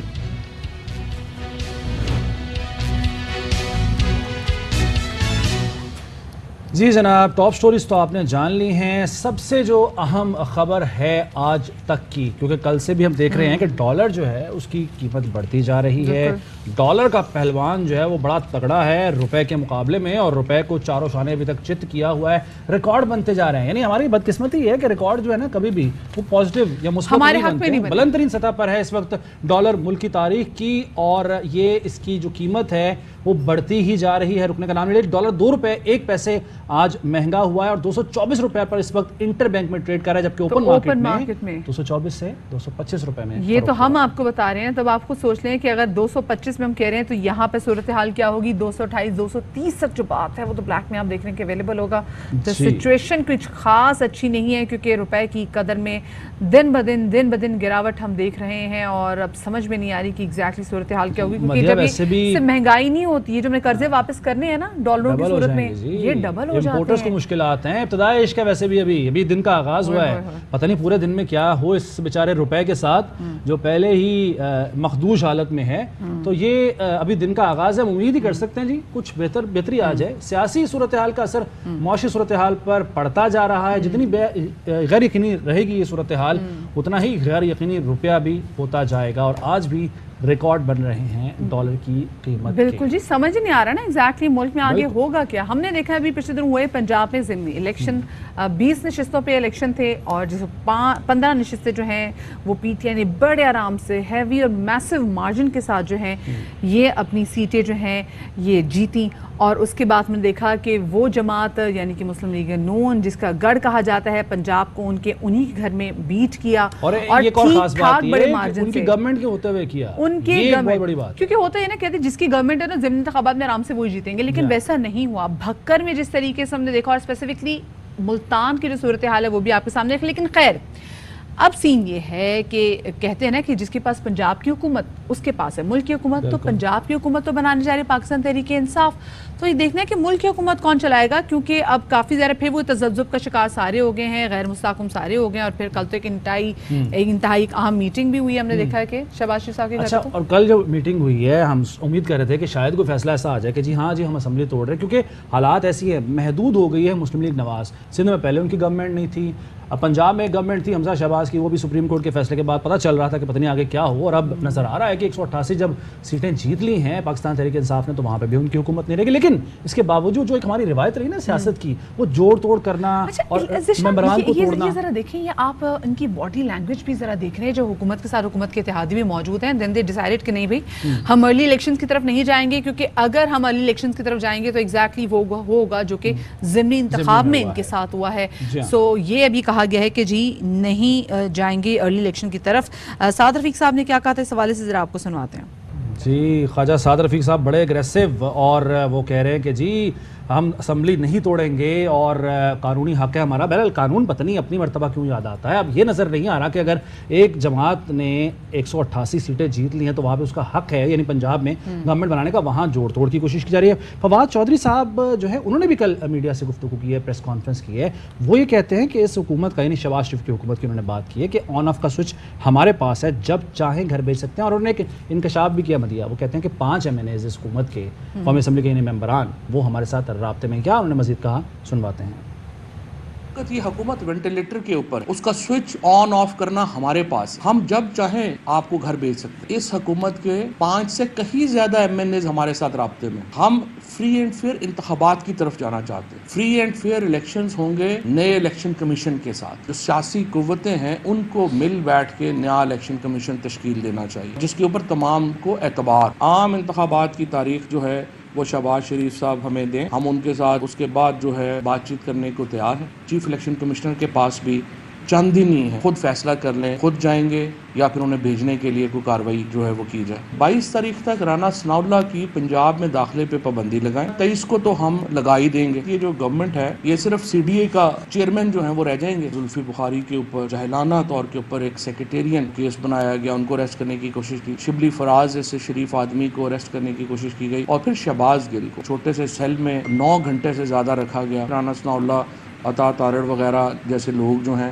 وہ پنجاب کے لیے ناسور ہیں۔ خیبر پختونخوا جو ہے، اور اگر انہوں نے بھی رانا ثناءاللہ اور عطا تارڑ وغیرہ کے داخلے پہ پابندی لگا دی تو پھر انہیں میرا خیال ہے یہاں گیسٹ ہاؤس کرائے پہ اسلام آباد میں لے کے رہنا پڑے گا۔ کیا کہا فواد چودھری صاحب نے، آپ نے سنا۔ دوسری جانب ہم دیکھ رہے ہیں کہ پنجاب میں وزارت اعلیٰ کو بچانے کے لیے بہت کچھ کیے جا رہے ہیں، میل ملاقاتیں ہو رہی ہیں، اور کل اسپیسیفکلی ملاقات جو ہوئی ہے زرداری صاحب کی، تو اس میں انہوں نے چودھری شجاعت صاحب سے کہا ہے کہ آپ اپنے MPs کو کہیں کہ وہ حمزہ شہباز کو سپورٹ کریں، اور شیخ رشید صاحب نے تو جیسے کل بھی آپ نے دیکھا کہ ایئر نیوز پہ ہی آ کے انہوں نے کہا تھا کہ جی یہ پلاننگ کی جا رہی ہے کہ تقریباً جو 5 کے قریب جو ارکان اسمبلی ہیں ان کو اٹھا بھی لیا جائے، منصوبہ بندی کی جا رہی ہے۔ رانا ثناء صاحب کا بیان تھا وزیر داخلہ کا کہ جی 5 ان کے غائب بھی ہو سکتے ہیں، یہ اس کے پیش نظر انہوں نے یہ بات کہی تھی۔ جی جی جی جی جی بالکل دھمکی، اور اس پہ سپریم کورٹ بھی درخواست بھی دائر کی ہے۔ بالکل، چودھری پرویز الہی صاحب نے حمزہ شہباز، رانا ثناءاللہ اور مریم اورنگزیب کے خلاف سپریم کورٹ میں درخواست دائر کر دی ہے کہ کہیں ایسا نہ ہو کہ بھئی ایسا کچھ ہو جس کی وجہ سے صورتحال وہ ہو جائے جس کو ہم ایکسپیکٹ نہیں کر رہے تھے۔ بالکل صحیح۔ اب معاملات اتنے بڑے ہو چکے ہیں، اتنے پیچیدہ ہو چکے ہیں کہ اس پیچیدہ معاملے پر، بڑے معاملے پر بات کرنے کے لیے ہمیں گیسٹ بھی کو بڑا چاہیے تھا، کوئی ایسا چاہیے تھا جو کھل کے بات بھی کرے، جو معاملات سے آگاہی بھی رکھتا ہو۔ تو آج ہمیں شرف بخشا ہے۔ اچھا ویسے آتے تھے ہمارے شو میں، ویسے بھی آتے تھے، لیکن آج ہمارے اسٹوڈیوز میں موجود ہیں تو ہمیں زیادہ فزیکلی موجود ہیں علی محمد خان صاحب، سینئر رہنما پاکستان تحریک انصاف کے۔ بہت شکریہ علی بھائی وقت دینے کے لیے، اپنی نیند قربان کرنے کے لیے، کیونکہ آپ کی آنکھوں سے لگ رہا ہے کہ ابھی بھی نیند پوری نہیں ہے۔ اچھا مجھے ایک چیز پہ آپ کو اپریشیٹ کرنا ہے، جب یہ 15 سیٹیں جیتی ہیں PTI نے، اور جہاں جہاں جس چینل پر وہ بتایا جا رہا ہے، خبر دی جا رہی ہے، ایک فوٹیج ضرور دکھائی جاتی ہے، وہ قومی اسمبلی میں بیٹھا ہوا تھا تنہا وہ شخص، وہ علی محمد خان، جس نے ایک جذباتی تقریر کی تھی اور کہا تھا کہ میرا لیڈر واپس آئے گا، وہ ساتھ یاد رکھیے۔ تو آپ زیادہ مبارکباد کے مستحق ہیں۔ بسم اللہ الرحمن الرحیم، اللہم صلی وسلم وبارک علی سیدنا محمد۔ دیکھیں اللہ ہمیں قرآن میں بتاتا ہے کہ وَقُلْ جَاءَ الْحَقُّ وَزَهَقَ الْبَاطِلُ إِنَّ الْبَاطِلَ كَانَ زَهُوقًا، اور کہہ دیجئے میرے حبیب صلی اللہ علیہ وسلم کہ جب حق آتا ہے تو باطل مٹتا ہے، اور باطل تو ہے ہی مٹنے کے لیے۔ ہم اگر پاکستان کے لیے کام کر رہے ہیں تو ہمیں اس بات پہ اعتماد ہونا چاہیے، چاہے کوئی بھی پاکستانی ہو، چاہے وہ سیاست میں ہو، چاہے وہ بارڈر پہ جا کے حفاظت کر رہا ہو، یا کوئی کھڑا ہو، کوئی doctor who. If you're doing it for Pakistan, so rest assured the final victory will be yours۔ آپ آخر میں آپ جیتیں گے۔ اور دیکھیں میں نے عمران خان صاحب کو دیکھا جو مجھے کابینہ کا حصہ بنایا، that was around 1 month after the government was formed۔ جی بالکل۔ دوسری تیسری میٹنگ تھی جس میں عمران خان صاحب نے کلیئرلی کابینہ کی میٹنگ ختم ہوئی، سرکاری افسران چلے گئے اور کیبنٹ ممبرس کو بٹھایا اور ایک بات کی on very clear terms، انہوں نے کہا کہ میں اپنی حکومت قربان کر دوں گا لیکن آپ لوگوں میں کسی کرپٹ کو نہیں چھوڑوں گا۔ It was a very clear direction for the cabinet کہ what was کہ آگے کیا آنے والا ہے۔ تو اس رات بھی مجھے یقین تھا کہ انشاءاللہ عمران خان صاحب ایک بار پھر آئیں گے، اور پنجاب میں آپ نے دیکھ لیا کہ پنجاب کے لوگوں نے یہ جو ایک مت تھی نا وہ توڑ دی ہے۔ یہ معمولی کام نہیں ہوا، یہ بہت بڑا کام ہوا ہے۔ جو پاکستان کی سیاست پہ نظر رکھتے ہیں وہ ہمیشہ یہ بات کہتے ہیں کہ پنجاب کھڑا نہیں ہوتا، پنجاب کھڑا نہیں ہوتا۔ پنجاب کھڑا ہو گیا، پنجاب کھڑا ہو گیا، اور کہاں کھڑا ہو گیا؟ ان کے نون کے گڑھ میں کھڑا ہو گیا۔ لاہور سے 4 میں سے 3 سیٹیں جیتنا it was not a joke. دوسرا یہ ہے یہ ہمارا مقابلہ ایک سیاسی جماعت سے نہیں تھا، پورے ایک نظام سے تھا۔ Everything was working against اس، سب چیزیں ہمارے خلاف تھی۔ رزلٹ آنے تک، رزلٹ آنے کے بعد یہ کہ شہباز کے ساتھ جو کیا ہے، شہباز گل صاحب کے ساتھ، یہ ایک تعلیم یافتہ نوجوان ہے جو امریکہ سے پاکستان آیا ہے، ایک ویژن کے ساتھ آیا ہے، آپ اس کے ساتھ یہ کریں۔ اچھا یقین تھا کہ 15 سیٹیں جیتیں گے؟ یقین تھا انشاءاللہ۔ اور اس وقت ہم کراچی میں ہیں، اور میں ویسے زرداری صاحب تو آپ مجھے پتہ لگے آپ کے میڈیا سے وہ لاہور ہیں، زرداری صاحب اپنے کراچی کی خبر لیں، ہم ادھر کراچی پہنچ چکے ہیں، and Karachi needs a change. Basic level local government. Khan صاحب ذرا ہم پنجاب کی حکومت کے والے سے ذرا پہلے بات کر لیتے ہیں، کیونکہ کراچی کی طرف بھی ہم آئیں گے آف کورس۔ یہ پنجاب میں جو ابھی ہم دیکھ رہے ہیں کہ جی وزارت اعلیٰ کے حوالے سے of course you have number game, اور آپ لوگوں کی پوری نمبر گیمس بڑی مکمل ہے، اور آپ وہاں بڑے آسانی سے اپنی حکومت بنا سکتے ہیں۔ لیکن جو میل ملاقاتوں کا سلسلہ ہو رہا ہے، زرداری صاحب جب بھی کہیں جاتے ہیں نا تو اس کے بعد گیم کہیں نہ کہیں چینج بھی ہو جاتی ہے، اسپیسیفکلی جب ان کی باڈی لینگویج دیکھ رہے ہیں، جو وکٹری کا نشان بھی بنا رہے ہیں۔ سو ڈو یور گورنمنٹ، آپ لوگوں کی پارٹی کہیں نہ کہیں تھریٹن فیل کرتی ہے، یا آپ لوگوں نے مزید کچھ کام کرنا شروع کر دیا ہے کہ کچھ اور آپشنز پہ؟ دیکھیں یہ کوئی نئی بات نہیں ہے، کیونکہ یہ جوڑ توڑ کی گیم کے پرانے کھلاڑی ہیں۔ ہم تو عوام کے بیچ کے کھیلنے والے کھلاڑی ہیں، عوام کے پاس جا کے اپنا میسج دے کے ادھر سے ووٹ لے کے آ کے ہم بیٹھ سکتے ہیں اکثریت لے کے، لیکن اس گیم میں اب الحمدللہ میں سمجھتا ہوں کہ اس وقت جو سچویشن ہے کہ پنجاب میں we are in comfortable position, اور یہ بھی اس ملک کے ساتھ ایک بہت بڑا ظلم ہوگا کہ اتنی بڑی تعداد میں ایک صوبہ اپنی ایک میجورٹی اوپینین دے دے، اور اس کے بعد جوڑ توڑ کر کے، اس کا مطلب یہ ہے کہ پھر آپ کی نظر میں عوام کی رائے کی کوئی اہمیت نہیں ہے۔ تو پنجاب میں تو انشاءاللہ گورنمنٹ ہمارے بننے جا رہی ہے، لیکن دیکھیں پرویز الہی صاحب جو ہیں وہ ہمارے ظاہر کینڈیڈیٹ ہیں، لیکن اور اسمبلی میں قومی اسمبلی میں تو ووٹ چودھری شجاعت کے کہنے پر سالک حسین نے، اور اگر چونکہ پرویز الہی صاحب کیو لیگ کے ہیں اور ان کے مین اسٹیک ہولڈر ہیں، اور ظاہر ہے ان کی جماعت کے لوگ ان کے ساتھ اگر جاتے ہیں تو وہ اپنا جو آئینی قدغن ہوتا ہے وہ اس کو کراس نہیں کرتے، انہی کے ساتھ رہتے ہیں۔ خان صاحب ان کی اپنی ہم نے پارٹی کی دیکھی ہے کہ بڑی جو امیج ہے وہ تو پنجاب کے الیکشنز کی وجہ سے، اور آپ کو سپورٹ کرنے، میری فیملی میں دیکھا کہ بٹ گئی پوری، جس فیملی کو کوئی توڑ نہیں سکا، جن بھائیوں کے بانڈ کو ہم نے دیکھا کہ وہ اس الیکشن میں آ کے ہم نے دیکھا کہ ان میں تنازعات بھی آ گئے، ان میں نہیں آئے لیکن ان کے بچوں میں آ گئے۔ So how do you see it? کیونکہ اٹس ناٹ اونلی کہ جی وہاں پہ پاکستان تحریک انصاف کی حکومت بنے گی، لیکن اس فیملی کو، اس پارٹی کو اپنی ساخت بھی تو کہیں نہ کہیں بچانی ہوگی۔ لیکن ان کے گھر کا ایک معاملہ ہے، اس پہ میں تو زیادہ بات نہیں کروں گا، ہوتا بھی ہے گھروں میں اس طرح کے معاملات آتے بھی ہیں۔ دونوں کی رائے تھی ایک طرف کہ عمران خان صاحب کے ساتھ جایا جائے، اور مونی صاحب کو میں نے شروع سے دیکھا کہ وہ چونکہ ینگ ہیں اور وہ فیل کرتے ہیں کہ یوتھ کس طرف پاکستان کی جا رہی ہے۔ ابھی میں آپ کے ARY پہ آتا رہا ہوں تو میں نوجوان مجھے ملتے رہے، فرسٹ ٹائم کراچی آفس آیا ہوں تو، اور کراچی میں جو میں آیا ہوں میری دوسری رات ہے، ہر جگہ جدھر جا رہا ہوں تو اب یوتھ عمران خان کے ساتھ ہے۔ اب اس کا کیا، یہ جو ابھی میں نے سنا ہے، آپ نے خواجہ سعد رفیق صاحب کا سنا ہے، تو یہ غصہ پھر آپ اپنے لاہوریوں پہ اور پنجاب والوں پہ اتاریں جو انہوں نے عمران خان صاحب کو ووٹ دیا ہے، آپ ہمیں کیوں غصہ کر رہے ہیں؟ اور ایک اور چیز ہے، دیکھیں کبھی جب آپ ہارتے ہیں نا تو کبھی کبھی خاموشی میں بھی آپ کی عزت رہتی ہے۔ the more you talk the more you آپ اپنے آپ کو آپ ایکسپوز کرتے ہیں۔ اور دیکھیں اس سے بڑی آپ کے لیے عوام کا آپ کے منہ پہ ایک مضبوط چپیڑ کیا ہوگی کہ آپ کو آپ کے لاہور سے فارغ کر دیا. فیکٹر وہ لوٹے بنے, آپ کا منحرف لوگ بنے. بڑا بھائی وزیر اعظم ہے, اس کا بیٹا جو ہے چھوٹا بھائی وزیر اعظم ہے, اس کا بیٹا جناب وزیر اعلیٰ ہے. پورے پنجاب میں جو ہے میرٹ کی کوئی کال پڑ گئی ہے؟ کوئی آپ کے 12 کروڑ کے صوبے میں ایک بندہ آپ کو نہیں ملا جو آپ کا وزیر اعلیٰ بن سکے؟ دیکھیں یہ ملک جو ہے, آپ مڈل کلاس کے آدمی ہیں, میں مڈل کلاس کا آدمی, ہم ملک چلا رہے ہیں, ملک ہم لوگ چلا رہے ہیں, صوبہ نہیں چلا سکتے. ہم ہارٹ کا آپریشن کرتے ہیں, ہم F-16 اڑاتے ہیں, ہم بارڈر پہ کھڑے ہو کے ملک کے لیے گولی کھاتے ہیں, ہم امریکہ میں جا کے ان کے جو ہے سسٹمز چلاتے ہیں, پاکستان کے اندر ہم ہر اہم سے اہم کام ہمارا بچہ جو ہے سی سے سٹاپ کرتا ہے کیونکہ محنت کے بلبوتے پہ جو چیز ملتی ہے نا وہ ہم لے لیتے ہیں. جہاں تعلق چاہیے یہ انہوں نے ابھی تک, دیکھیں ابھی تک پاور کوریڈورز عام آدمی کے لیے بند ہیں. عمران خان نے اس دروازے پہ نوک کیا ہے کہ عام آدمی کے لیے دروازے کھولیں, مڈل کلاس لوگوں کو لے کے آئے, لیکن یہ اس سے بڑا ظلم اس ملک میں کوئی نہیں ہو سکتا کہ آپ نے ایک آدمی کو اس کی ایمانداری پہ نکالا, ایک آدمی کو اس پہ نکالا کہ وہ امریکہ کے سامنے لڑنے سے انکار کر گیا, اس بات پہ نکالا کہ یہ جو ہمارے ٹی ایل پی کے دوست اور علماء جو مسجدوں میں بات کرتے ہیں وہ آپ کا وزیر اعظم مدینہ کی ریاست کا کانسیپٹ لے کے امریکہ UNGA گیا, وہاں پہ کھڑے ہو کے حرمت رسول صلی اللہ علیہ وسلم کا کیس لڑا. یہ سزا دی آپ نے ایک آدمی کو حرمت رسول اور حب پاکستان پہ کھڑے ہونے کی, تو عوام نے بھی آپ کو میسج دے دیا, سب کو عوام نے بتا دیا کہ جناب وہ کدھر کھڑے ہیں. تمام تو لوگ دیکھیں حب رسول صلی اللہ علیہ وسلم پہ تو ہم بات نہیں کریں گے کیونکہ ہر ایک جو ہے نا رسول پاک صلی اللہ علیہ وسلم کا عاشق ہے. آپ سے یہ بات کرنا چاہیے کہ اگر کیونکہ جیسے you have the complete number game, آپ حکومت بنا لیتے ہیں پنجاب میں اور آپ حکومت بنا لیتے ہیں پنجاب کو, تو نیکسٹ آپ کا عمل کیا ہوگا؟ پھر آپ جا کے وفاق پہ پریشر ڈالیں گے کیونکہ آف کورس پنجاب میں بھی آپ کی حکومت ہے, خیبر پختونخوا میں بھی آپ کی حکومت ہے, آپ اپنی اسمبلیز ڈیزالو کریں گے کیونکہ کریں گے تو پھر تو پڑ جائے گا ان پہ پریشر کہ بھائی ڈیمانڈ آپ نے کی تھی نا, وہ کہہ رہے ہیں کل کہ ہم نے مدت پوری کرنی ہے, ہم استعفیٰ نہیں دیں گے وفاق سے. ہم سب نے کہیں نہ کہیں زندگی میں میٹرک کا ایگزام دیا, آپ کا پرچہ خراب ہو جائے نا, the only way forward is retake. آپ چاہے کچھ بھی کرنے, استاد کے پیچھے بھاگیں, ادھر بھاگیں, ادھر بھاگیں, نمبر بڑھا دو, اس سے نمبر نہیں بڑھتے بھائی. Retake, and what is the retake? Go for next general election.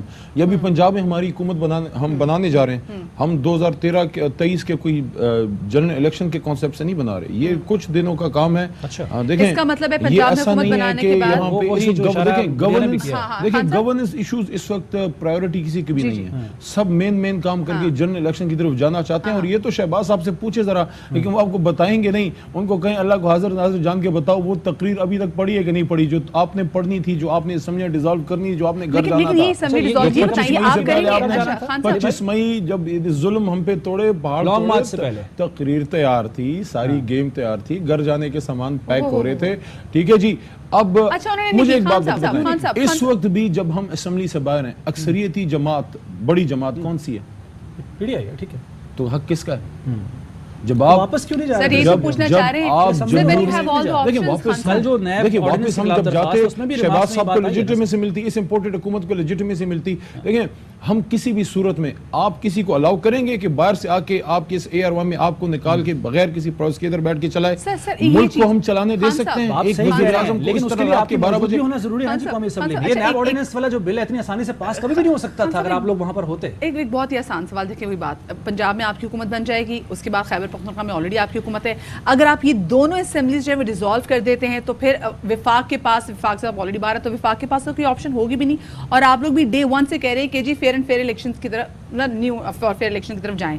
So are you going to do this? آپ آئیڈیا دے رہے ہیں, ہم آئیڈیا جاننا چاہ رہے ہیں. Because this یہ اگر یہ ہو جائے گا تو فوری الیکشن کی طرف چلے جائیں گے. بڑا خوبصورت ایگزٹ وے مل جائے گا. شہباز صاحب کو ایک ایسے شیر پہ بیٹھ چکے ہیں, نہ اس سے اتر سکتے ہیں نہ اس پہ بیٹھ سکتے ہیں, گورننس سے ہو نہیں رہی, نکلنے کا ان کو راستہ نہیں مل رہا. وہ تو خود چاہ رہے ہیں کوئی ان کو راستہ دے کہ وہ اتریں اس شیر سے جو ان کو کھانے جا رہا ہے. آپ نہیں راستہ دیں گے, وہ نہیں اتاریں گے اس شیر سے. دیکھیں تھوڑا سا ایکسپوز اور ہونے دیں, انجوائے کر رہے ہیں آپ بھی سچویشن کو. بندے سے حکومت چل نہیں رہی, ان کا یہ خیال تھا پنجاب ہے لمبے بوٹ پہن کے کھڑا ہو جاؤں گا, اور ویسے یہ ڈرامہ یہ سنٹر ہے بھائی, یہ پاکستان ہے بھائی. دوسرے الفاظ میں پنجاب میں آپ جب گورنمنٹ بناتے ہیں تو آپ بھی مدت پوری کریں گے پنجاب میں, چلائیں گے حکومت آپ لوگ. ضروری نہیں, لیکن ابھی تک تو دیکھیں آپشن ہمارے کارڈز پہ موجود ہے. اگر آپ پنجاب جو سب سے بڑا صوبہ ہے اور خیبر پختونخوا بالفرض محال اگر وہ ڈیزالو ہوتے ہیں تو بہت بڑا کانسٹیٹیوشنل کرائسس ہے. لیکن میں یہ سمجھتا ہوں کہ اس وقت ان کو خود ہی کوئی ایگزٹ اسٹریٹجی, کوئی عزت والا راستہ اپنا کے اگلے الیکشن کی طرف جانا چاہیے. میں نے کیوں وہ بات کی, وہ کمپارٹ پیپر والی, دیکھیں اس وقت سسٹم آپ کا ایک طرح سے ڈیفالٹ پہ لگا ہوا ہے, یعنی کہ الیکٹڈ گورنمنٹ ہے نہیں, آپ کے پاس ایک کنفیوژن ہے, ایک لل ہے, ایک کانسٹیٹیوشنل کرائسس ہے, ہر جگہ ایک کنفیوژن ہے. آپ کے ڈالر کو کل آپ دیکھ لیں, روپے کو دیکھ لیں, جس طرح سے روپے کی تباہی مچی ہوئی ہے. دیکھیں اس وقت پاکستان ہر بندہ پریشان ہے, کوئی نہ انویسٹمنٹ کرنے کو تیار ہے, نہ اوورسیز پاکستانی اس پاکستان میں اس طرح پیسے بھیجنے کو تیار ہیں. کسی کا دل اپنے کام میں لگ ہی نہیں رہا, سب یہ سوچ رہے ہیں کہ آگے ہونے کیا جا رہا ہے. دیکھیں اس کانسٹیٹیوشنل کرائسس سے نکلنے کا واحد راستہ کیا ہے؟ اگر آپ نے عوام سے پوچھنا تھا تو عوام نے تو آپ کو 3 دن پہلے پنجاب میں بتا دیا ہے. The message is clear. اور ابھی کراچی کا رہا ہے, آپ ادھر بھی دیکھ لیں گے. اور کراچی کی تو میں آپ کو بتاؤں, میں نے کراچی کی حالت پہلے بھی آتا رہا ہوں, لیکن ابھی میں تفصیل بلدیاتی الیکشن میں گلی گلی جا رہا ہوں. میں سمجھتا ہوں اس کراچی کے ساتھ جتنا ظلم کوئی کر سکتا ہے قائد اعظم کے شہر کے ساتھ, اس سے بڑا ظلم کوئی نہیں ہو سکتا. یہ تو آپ کی حکومت کی جانب سے جیسے 11 ارب وہ جو فنڈز کا اعلان کیا گیا تھا, تو وہ بھی ہمیں ویسے 1100 ارب. آپ یہ باقی کے پیسے کہاں سے پورے کریں گے؟ 1100 ارب ہے, 11 ارب نہیں ہے. تو وہی سمجھ رہے ہیں خان صاحب سے. ملک سارا یہ چاٹ کے کھا گئے. اپنے ایمان سے بتائیں, وہ جو 1100 ارب کے حوالے سے بات کی تھی کراچی کے حوالے سے, آپ کو نظر آیا کہ کدھر گئے وہ تو وفاق کی جانب سے. کراچی میں پھرتا رہا ہوں, آپ کراچی کے شہری ہیں. کراچی کا سب سے بڑا المیہ پتہ ہے کیا ہے؟ کراچی کا سب سے بڑا المیہ یہ ہے کہ اس کی اونرشپ لینے کے لیے کوئی تیار نہیں ہے. مسئلہ یہ ہے کہ کراچی کو فیل کیا پیپلز پارٹی نے بہت سال پہلے, صحیح, بھٹو صاحب کے بعد. اس کے بعد کراچی نے پیپلز پارٹی کو اون نہیں کیا. المیہ یہ ہے کہ ووٹ یہ لے کے آ جاتے ہیں, لیکن یہاں پہ ان کے پاس مینڈیٹ نہیں ہے. وہ چونکہ سیاسی لوگ ہیں, یہاں پہ سپینڈ نہیں کرنا چاہتے. آپ یہاں کی روڈیں دیکھ لیں, سارا دیکھ لیں. تو اس وقت آپ دیکھیں سب سے بڑے مسائل آپ کے کیا ہیں؟ سب سے بڑا تو سیکیورٹی کا مسئلہ ہے, سب سے بڑا تو امن و امان کا مسئلہ ہے. اس کے ساتھ ساتھ آپ کی سینیٹیشن دیکھ لیں, آپ کی روڈ نیٹ ورک دیکھ لیں. پینے کا پانی اگر آپ کو ایک مافیا سے لے کے پینا پڑے, مافیا, ٹینکر مافیا از اے مافیا. اور اس کے ساتھ ساتھ جس طرح یہ زمینوں پہ قبضے ہیں, اور جس طرح یہ بغیر کسی, اللہ کو ویسے کرم کری, موسیٰ کالونی میں 2 دن پہلے وہ گری ہے بلڈنگ, لیکن جس طریقے سے یہ اربن پلاننگ کے بغیر بڑی بڑی ہائی رائز جو ہیں وہ بڑی ہیں. اور آپ نے یہ ابھی دیکھ لیا ہے فلڈنگ میں جو پورا کراچی ڈوبا ہے, ابھی جو بارشیں ہوئی تھیں. لیکن پرابلم یہ ہے کہ اس گیپ کو جس نے فل کر رہا تھا, ہمیں کوئی ایسی جماعت مکمل طور پر نظر نہیں آئی. پی ٹی آئی سے ایک امید تھی, لیکن آپ لوگوں کی پرائرٹیز بھی, توجہ بھی شاید کراچی سے ہٹ کے کہیں اور رہی ہیں. نہیں دیکھیں, شکوہ کیا جاتا ہے. میں عرض کرتا ہوں, دیکھیں ہم سے جو ہو سکتا تھا ہم نے کیا, زیادہ کرنا چاہیے تھا. لیکن ایشو کیا ہے, 18ویں ترمیم کے بعد آپ کی زندگی کے ساتھ ٹچ جو مسائل ہیں وہ سارے تو صوبائی حکومت نے کرنے ہیں. میں نے آپ کو پہلے کہا کہ پیپلز پارٹی کی پرائیورٹی کراچی اس لیے نہیں ہے کہ کراچی ان کو ووٹ نہیں دیتا, تو بھئی آپ کراچی کی اور حیدرآباد کی خدمت کرو تو آپ کو ووٹ بھی مل جائے گا. دیکھیں آپ کو سب سے بڑا, آپ کے بچے صبح اسکول جاتے ہیں, اسکول کا سسٹم تباہ و برباد ہے, جس روڈ پہ جاتے ہیں وہ غرق ہے. یہاں پہ ہم آپ کے ہسپتال میں خود آپ کو ابھی ہاتھ سے پکڑ کے ادھر منگو پیر کے ایریا میں جا سکتا ہوں, جہاں مجھے بتایا گیا 100 سے زیادہ ڈاکٹر ہیں, ڈاکٹر ندارت 80-85 کلاس 4 ہیں, کلاس 4 ندارت. اس سے تو ڈنگروں کا اسپتال بہتر ہوگا. یہ جس طرح کی حالت ہے. اور اس کے ساتھ ساتھ دیکھیں انسان جب کہیں جاتا ہے ادھر رہتا ہے, سیکیورٹی کے ساتھ ساتھ اس کو پینے کا پانی چاہیے, اور سینیٹیشن, بنیادی حق ہے. سینیٹیشن کی آپ کی جو اس وقت حالت ہے. اور جو دوسرا المیہ ہے, کراچی نے جس پہ اعتماد کیا ایم کیو ایم پہ, ایم کیو ایم جس نے پیپلز پارٹی کے خلاف کھڑے ہو کے, اور ہم نے بھی یہاں پہ ووٹ لیا, وہ جا کے پھر پیپلز پارٹی کے جھولی میں جا کے بیٹھ گئے ہیں. تو میں ایم کیو ایم سے پوچھنا چاہتا ہوں کہ مہنگائی بہانہ بنا کے گئے تھے نا, اب تو ڈبل ٹرپل ہو گئی ہے, اب کیا ارادے ہیں؟ اور وہ ایم کیو ایم جس سے آپ چیخ و پکار کرتے تھے, جس سے گلا رہتا تھا پیپلز پارٹی سے ایم کیو ایم کو, آج وہ الائز ہیں, اکٹھے بیٹھے ہوئے ہیں. دیکھیں کراچی کے عوام ابھی سب دیکھ گئے ہیں, وہ پہچان گئے ہیں کہ اس وقت یہ سارے مفادات کے لیے ایک کوئی گینگ بن گیا ہے. ایک آدمی کھڑا ہے جو استعمار کے سامنے بھی بین الاقوامی کھڑا ہے, اور ملکی سٹیٹس کو کے سامنے بھی. دیکھیں یہ سٹیٹس کو میں آپ کو بتاؤں, یہ آج کی نہیں بنی, یہ سن 47 کی پہلے کی سٹیٹس کو ہے. اس کو توڑنے کے لیے بہت بڑی کوشش کرنی چاہیے.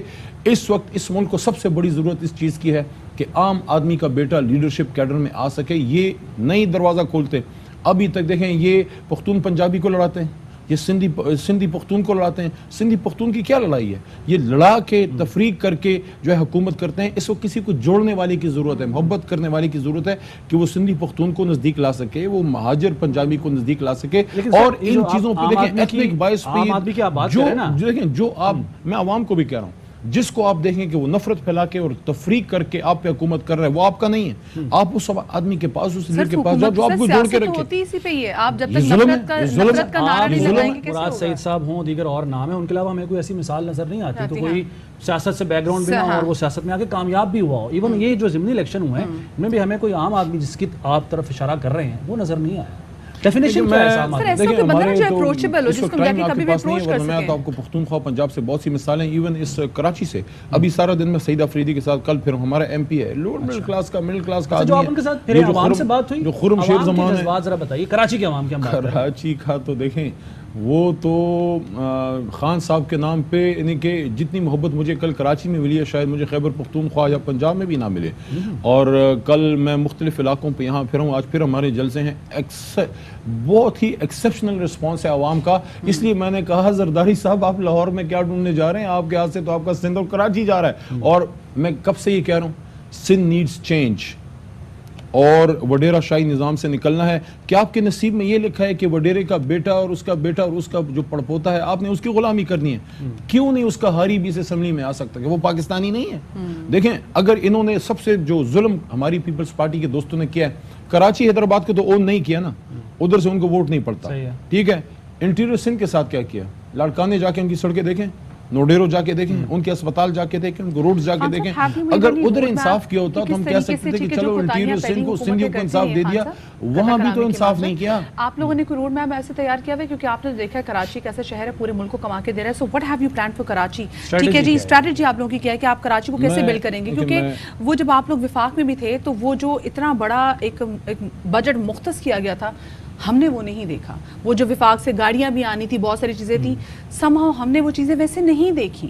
किस तरीके से चाहिए? और न सिर्फ कराची का बल्कि तमाम वो इलाके जहां लोग इलाकायत की बात करते हैं, उस कॉन्सेप्ट को, उस बुत को तोड़ने का वाहिद हल ये है कि आप उनको एम्पावर करें कि कराची के लोगों के मसले जो हैं वो वज़ीर आला हाउस की बजाय मेयर के ऑफिस से हल होना शुरू हों।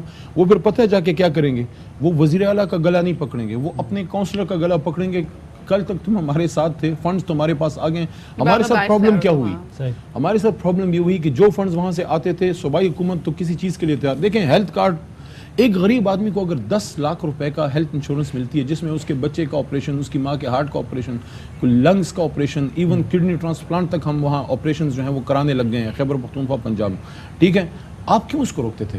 सही है, क्यों रोकते थे? चले उसको हमने तो ये कहा, मैंने तो सेनेट कौमी असम्बली में खड़े होकर कहा कि मुराद अली शाह साहब आप उसको नाम भी कोई और दे दें, लेकिन खुदारा उसको आप डिनाई ना करें। तो वहाँ से जो देखें, आपका यहाँ सबसे बड़ा मसला रोड नेटवर्क, आप आ सकते, ये इतना खूबसूरत आपका एयर वाई का ऑफिस है, आप इसके रास्ते तो देखें, सही बात, यहाँ की गंदगी तो देखें। अच्छा, इसको अगर आप फंड भी करें तो सूबाई हुकूमत के इदारों से होना था। खान साहब बेहतर हो गया अभी तो बेहतर हो गया। हम तो यहाँ की तो सड़कें ऐसी हैं कि हम जब आते हैं, यहाँ की सूबाई हुकूमत, मरकजी हुकूमत और लोकल गवर्नमेंट एक पेज पे ना हो और वो काम सिर्फ इमरान खान कर सकते हैं। एक कौमी लीडर रह गया, जरदारी साहब ने तो पीपल्स पार्टी के साथ वो कर दिया जो ज़ियाउल हक साहब नहीं कर सके।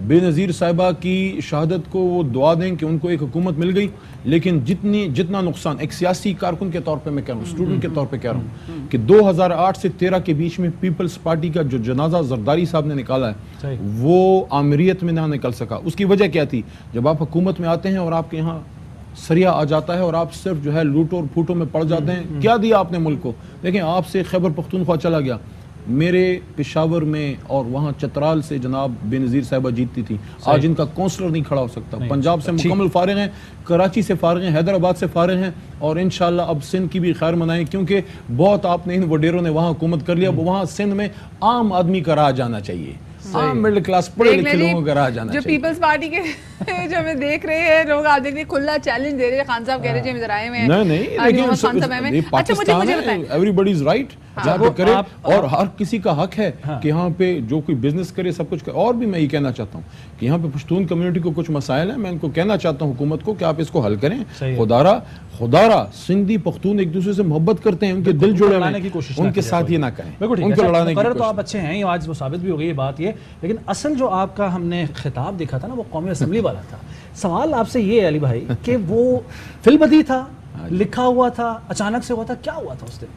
नहीं, चूंकि आपको पता है पार्लियामेंट्री अफेयर्स की जिम्मेदारी खान साहब ने दी थी, तो मेरी जिम्मेदारी थी हुकूमत के तमाम वज़रा की डिफेंस करना। तो वो एक सिस्टम में था कि अगर आज लीडर नहीं है और हुकूमत इधर नहीं बैठी, क्योंकि डिसीजन था कि भाई हमने नहीं इसमें बैठना, मैंने खुद एक किया कि भाई आखिरी दिन कम से कम एक बंदा, क्योंकि स्पीकर मेरा बैठा हुआ है, तो एक बंदा नीचे भी हो ताकि कम से कम हुकूमत की रिप्रेजेंटेशन हो। स्पीच का तो कोई इरादा नहीं था, لیکن جب میں نے دیکھا شہباز صاحب اور بلاول صاحب اور مولانا صاحب کے بیٹے اور یہ سب اسپیچ کر رہے تھے تو میں نے فیل کیا کہ ہماری حکومت کا نیریٹو نہیں آ رہا, ہمارے لاکھوں کروڑوں لوگ اداس ہیں, کچھ تو ان کو بھی ہمیں, تو وہی تھوڑا سا لکھ کے وہ اللہ کی مدد تھی اور کچھ نہیں تھا. مطلب ان لوگوں نے بھی آپ کو اپریشیٹ کیا تھا, ڈیسک بجائے تھے جو آپ کے مخالف ہیں اگر سیاسی طور پر. بہت بڑا کوسا آپ نے آپ کو اس کو موقع کیوں دیا؟ سنا سردار ایاز صادق صاحب سے بہت لوگوں نے گلا کیا کہ علی کو کیوں, لیکن میرا رائٹ تھا اور میں سمجھتا ہوں سردار ایاز صادق صاحب سے جب میں نے بات کی انہوں نے کہا نہیں آپ منسٹر ہیں, اس وقت میں منسٹر تھا, آپ بات کریں. بعد میں سنا کہ ان کو بہت سے لوگوں نے کہا کہ بھئی آپ نے کیا کر دیا, کیوں اس کو موقع دیا. اگر دیکھا جائے تو بہت سارے لوگوں نے, میں نے بھی دیکھا کہ چاہے کسی بھی پارٹی سے تعلق ہو, بہت بس سب سیاستدانوں نے بہت اپریشیٹ کیا کہ وہ جو پارٹی کا ورکر ہوتا ہے نا وہ ایسا ہوتا ہے کہ جیسے آپ تھوڑا وہاں پہ بیٹھے رہے اور میں ایک بات کرتا ہوں, کیونکہ پارلیمنٹ کو اتنے سال چلایا اللہ کے کرم سے, تو پارلیمنٹری افیئرز بڑی ذمہ داری کی پوسٹ ہوتی ہے, اس کے پاس فنڈز زیادہ نہیں ہوتے, کچھ نہیں ہوتا, لیکن چلاتی زبان اچھی ہوتی ہے ان کے پاس. تو ایک میں سیاسی کارکنوں کو یہ کہنا چاہتا ہوں کہ آپ کسی کی ذاتیات پہ نہ جائیں اور اپنی ڈیبیٹ کو پولیٹیکل رکھیں تو آپ بہت کچھ کہہ سکتے ہیں, لیکن اگر گالم گلوچ کریں گے تو ظاہر ہے پھر انسان ادھر سے بھی. یہ اپنی پارٹی میں بھی علی بھائی کہتے ہیں, آپ یہ سر احمد کیونکہ ساری پارٹی کو تو کہنی چاہیے لیکن اپنی پارٹی میں بھی. لیکن سیاست کا اوور آل ماحول جو ہے اس میں اخلاقیات کا وہ عنصر اب اس طرح سے نہیں رہا جس طرح سے پہلے ہونا چاہیے تھا, یا جو ہونا چاہیے, یا جو دیکھیں سب اینڈ آف دا ڈے ہمیں کہاں جا کے سیکھنا ہے. حضور نبی کریم صلی اللہ علیہ وسلم ان کا سب سے بڑا ہتھیار کیا تھا؟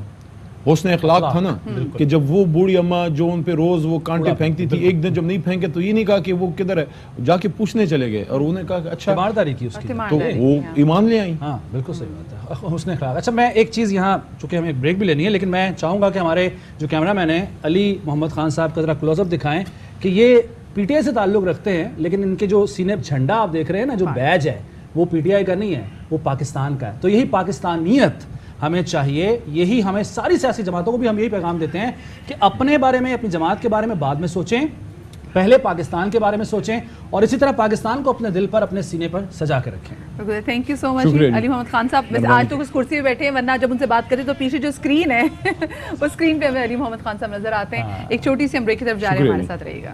Thank you.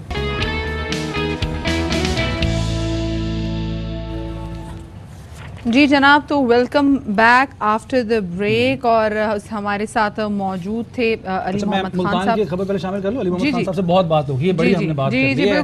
ملتان سے خبر شامل کر لیتے ہیں کہ جناب اگر قدرت کسی کو ایک صلاحیت سے محروم رکھتی ہے نا تو کمپنسیٹ ضرور کرتی ہے اور دوسری صلاحیت میں اضافہ کرتی ہے. عملی مثال اس کی جناب ملتان میں ہیں لڑکیاں ایسی جو کہ نابینا ہیں, دیکھ نہیں سکتی, لیکن اس کے باوجود نہ صرف سلائی کڑھائی کا کام کر رہی ہیں بلکہ خوبصورت ڈیزائن بھی بناتی ہیں. اور بلائنڈ سینٹر میں یہ صرف لڑکیوں کو ہی نہیں بلکہ لڑکوں کو بھی, نابینا لڑکوں کو بھی سامنے ہاتھ جو پھیلانے کی بجائے انہیں تعلیم کے ساتھ ساتھ ہنر بھی سکھایا جا رہا ہے. بالکل جی, اور یہاں کی کیسی طالبہ ہیں جنہوں نے یہاں پہ تعلیم حاصل کرنے کے بعد پنجاب ٹیلنٹ مقابلے میں ڈسٹرکٹ لیول پر پہلی پوزیشن حاصل کی, اور 3 طالب علم انٹرنیشنل لیول پر بلائنڈ بیس بال ٹیم میں بھی نمائندگی کر چکے ہیں. اسی والے سے بات کریں گے, ہمارے ساتھ موجود ہیں بلائنڈ سینٹر کی CEO سعدیہ کرمانی, ان کو شامل گفتگو کریں گے. السلام علیکم Sadia, welcome to Bakhabar Savera. Very good morning. Sadia, یہ بتائیے گا کہ کس طریقے سے آپ نے اپنے اس ادارے کی بنیاد رکھی جو کہ آج اتنا زبردست کام کر رہا ہے کہ ہمیں فخر ہے آپ پر. وعلیکم السلام. اور اس میں یہ کہ سب سے پہلے تو یہ ہوا کہ اس ادارے کی بنیاد رکھی سر قائم خان کرمانی صاحب نے ان 1979. آج سے کوئی 43 سال پہلے اس کی بنیاد رکھی گئی, اور اس عزم کا اظہار کرتے ہوئے اور اس ویژن کو دیکھتے ہوئے اس ادارے کی بنیاد رکھی محمد بن قاسم بلائنڈ ویلفیئر اسکول کی, کہ نابینا افراد کو 1 روپیہ بھیک مانگنے کی بجائے 1 روپیہ کمانا سکھانا ہے. تو اس ٹائم پہ یہاں پر ملتان میں کچھ بھی نہیں ہوتا تھا, اور especially persons with differently able اور بلائنڈ پرسنس کے لیے کوئی ایکچولی کوئی ایسا کوئی خاص کام نہیں تھا. یہاں پر صرف لوگوں کے ذہن میں یہ بات تھی کہ نابینا افراد کچھ نہیں کر سکتے اور صرف بھیک مانگ سکتے ہیں. تو اسی چیز کو جو ہے فوکس کیا گیا, اور نابینا افراد کو جو ہے اسٹریم لائن میں لے کر آنے کے لیے, معاشرے کا باعمل شہری بنانے کے لیے جو ہے یہ اقدام جو ہے اٹھایا گیا, اور الحمدللہ آج اس پر جو ہے بہت اچھا کام ہو رہا ہے. یہاں پر جو ہے الحمدللہ اس ٹائم کوئی 45+ اسٹوڈنٹس ہمارے ایسے ہیں اس ادارے کے جو گورنمنٹ آف پنجاب میں 16, 17 اور 18 اسکیل پہ آن جاب ہیں اس ٹائم پہ. صحیح, زبردست زبردست. ساتھیوں مجھے بتانا, جیسے ابھی ہم نے جو ناظرین کے ساتھ شیئر بھی کیا کہ 3 طالب علم تو انٹرنیشنل لیول پر بلائنڈ بیس بال ٹیم میں بھی نمائندگی کر چکے ہیں. سو کس کس محاذ پہ جا چکے ہیں یہاں سے جو لوگ تعلیم حاصل کر رہے ہیں وہ؟ جی بالکل, اس میں یہ ہوا ہے کہ ایک تو صرف یہی نہیں کہ انٹرنیشنل بیس بال کے حوالے سے یہاں پر میں آپ کو ایک چیز اور بتاؤں گی کہ یورپ کے بعد ایشیا میں بلائنڈ بیس بال کھیلنے والا پاکستان پہلا ملک ہے. اور پاکستان میں جب اس کا انیشیٹو لیا گیا تو الحمدللہ یہاں سے ہمارے ادارے کے جو ہیں اسکول کے 3 اسٹوڈنٹ انٹرنیشنلی اس کو جو ہیں کھیل رہے ہیں اور اٹلی ہو کر آئے, وہاں سے ٹورنامنٹس ون کیے. اور پھر اس کے علاوہ آن دی ادر ہینڈ جب نیشنل گیمز ہوئیں تو وہ بھی پاکستان کی پہلی بلائنڈ بیس بال کی نیشنل گیمز جو ہیں وہ ملتان میں ہوئی ہیں. اچھا سعدیہ صاحبہ, ریسورسز بہت چاہیے ہوتے ہیں. آپ ویسے جو بظاہر جو پوری طرح صحت مند ہوں ان لوگوں کو سپورٹ سکھانے کے لیے یا ہنر سکھانے کے لیے بڑے ریسورسز آتے ہیں, یہ تو ذرا اسپیشل ہیں اور زیادہ مشکل, زیادہ محنت بھی لگتی ہے. وہ ریسورسز آپ کس طرح پورے کرتے ہیں؟ اچھا دیکھیں, اس میں ایک تو بات یہ ہے کہ جس ٹائم پہ اس ادارے کی بنیاد رکھی گئی تو یہ سر قائم خان کرمانی صاحب نے اپنے گھر کے کمرے سے رکھی تھی. ایک تو یہ ایک بات ہے کہ ان کا ایک پیشن اتنا تھا کیونکہ وہ خود بلائنڈ تھے اور وہ پنجاب سے ہوتے ہوئے بھی انہوں نے اس ٹائم پہ بھی پنجاب میں ایسا کوئی ادارہ نہیں تھا اور انہوں نے سندھ میں آ کے وہاں پہ کراچی میں ایک اسکول ہوتا تھا وہاں سے انہوں نے اپنی ایجوکیشن کمپلیٹ کی تھی. اس کے بعد پنجاب آئے اور یہاں پہ انیشیٹو لیا. تو یہاں پر آ کر ایک تو انہوں نے اپنے گھر سے ایک تو سٹارٹ لیا تھا. سیکنڈلی پھر اس میں یہ ہوا کہ آہستہ آہستہ جو ہے لوگ ساتھ ملتے گئے اور پھر جو ہے یہاں پر یہ ایک اسکول کی اس میں وہ ہوا, بالکل کارواں بنتا گیا اور لوگ شامل ہوتے گئے.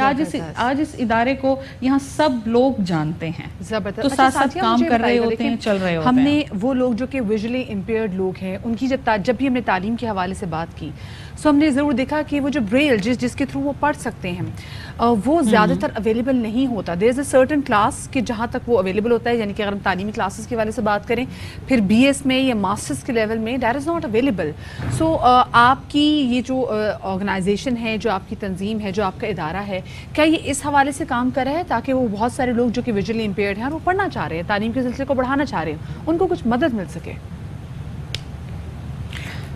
جی بالکل, اس میں ایسا ہے کہ ایک تو یہ کہ کیونکہ ہمارے پاس آلریڈی جو یہاں پر ہائر کلاسز جو ہوتی ہیں ہمارے پاس یہاں پہ ہائر سیکنڈری کلاسز تک کی میں بات کر رہی ہوں, اس میں جو ہے ہمارے پاس یہاں پر جو ہے سارا نصاب, سارا سلیبس جو ہے وہ بریل پر ہی مشتمل ہے. اس کے بعد جب بچہ جو کسی گورنمنٹ کی یونیورسٹی میں جب بچے کا بی ایس میں یا ایم ایس میں ایڈمیشن ہوتا ہے تو وہاں سے جب وہ بچے, کیونکہ وہاں تو مارننگ میں جب کلاسز ہوتی ہیں تو وہاں پہ وہ صرف اور صرف یہ ہوتا ہے کہ ان کے لیکچرز ریکارڈ ہو رہے ہوتے ہیں آڈیو کی صورت میں, تو پھر وہ ایوننگ میں وہ سارے ان کے لیکچرز ہم ان کو ساتھ جو ہے ہم بریل میں کر ان کو ہم لوگ پرووائڈ کر رہے ہوتے ہیں.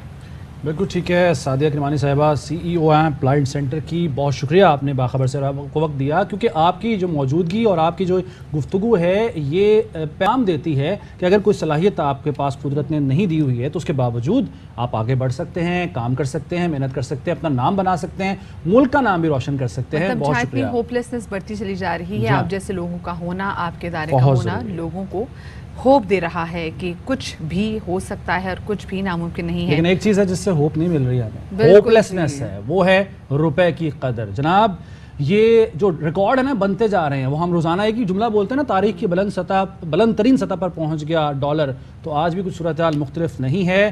آج بھی جناب یہ مارکیٹ جیسے ہی کھلی ہے تو 3 روپے 1 پیسے مہنگا ہوا ہے ڈالر اور 225 روپے پر پہنچ گیا ہے انٹر بینک میں. بالکل جی, اور انٹر بینک مارکیٹ کھلتے ہی جیسے ابھی آپ کو ذیشان نے بتایا کہ ڈالر 3 روپے 1 پیسے مہنگا ہو کر 225 روپے پر پہنچ گیا ہے, جبکہ اوپن مارکیٹ میں ڈالر 226 روپے سے 227 روپے تک میں فروخت ہو رہا ہے. اور جب ڈالر کی قدر بڑھتی ہے تو ہم نے دیکھا ہے کہ مہنگائی بھی کتنی زیادہ بڑھتی ہے. وہ تمام تر قرضے جو کہ پاکستان نے لیے ہوئے جن کو لوٹانا ہے, تو آپ سوچیں کہ وہ قرضے بھی کتنے ڈبل اور ٹرپل ہو جاتے ہیں, کیونکہ دن بدن ہم دیکھ رہے ہیں کہ ڈالر کی قدر جو ہے وہ ایک طرف رک ہی نہیں رہی اور روپیہ جو ہے دوسری جانب مسلسل وہ کہتے ہیں جی بے قدرہ ہوتا جا رہا ہے. تو کچھ ایسی صورتحال ہے پاکستانی روپی کی جو کہ دن بدن ڈی اسٹیبل ہوتا چلا جا رہا ہے. بالکل ٹھیک ہے. اور آگے بڑھتے ہیں جناب. OCNED یونیورسٹی ہے, یہاں پر منعقد کیا گیا 2 روزہ آئی ٹیک سیمینار, جہاں پر طلباء نے مختلف آئی ٹی پروجیکٹس پیش کیے. اور یہ اسٹوڈنٹس ہیں, دیکھیں NED یونیورسٹی کا آپ کو پتہ ہے نا, وہاں پہ یہ اسکول کے اسٹوڈنٹس گئے ہیں, انہوں نے اور وہ اپنے انجینئرنگ یونیورسٹی میں اپنی بہت ساری ایسی چیزیں جو ہے وہ پیش کی ہیں. میں تو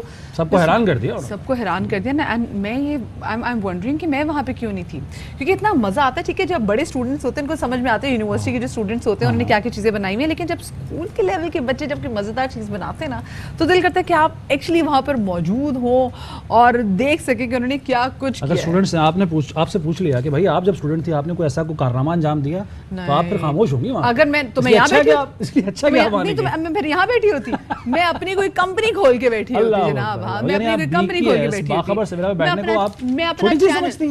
نہیں تو میرا اپنا شو ہے, میرے سے نہیں, میں بالکل چھوٹی سی چینل کھولیں گی تو پلیز مجھے ایک شو ضرور دے دیجیے. میں ہاں مارننگ شو نہیں دوں گی, وہ میں لیکن ہم اسٹوڈنٹس کی بات کر رہے تھے.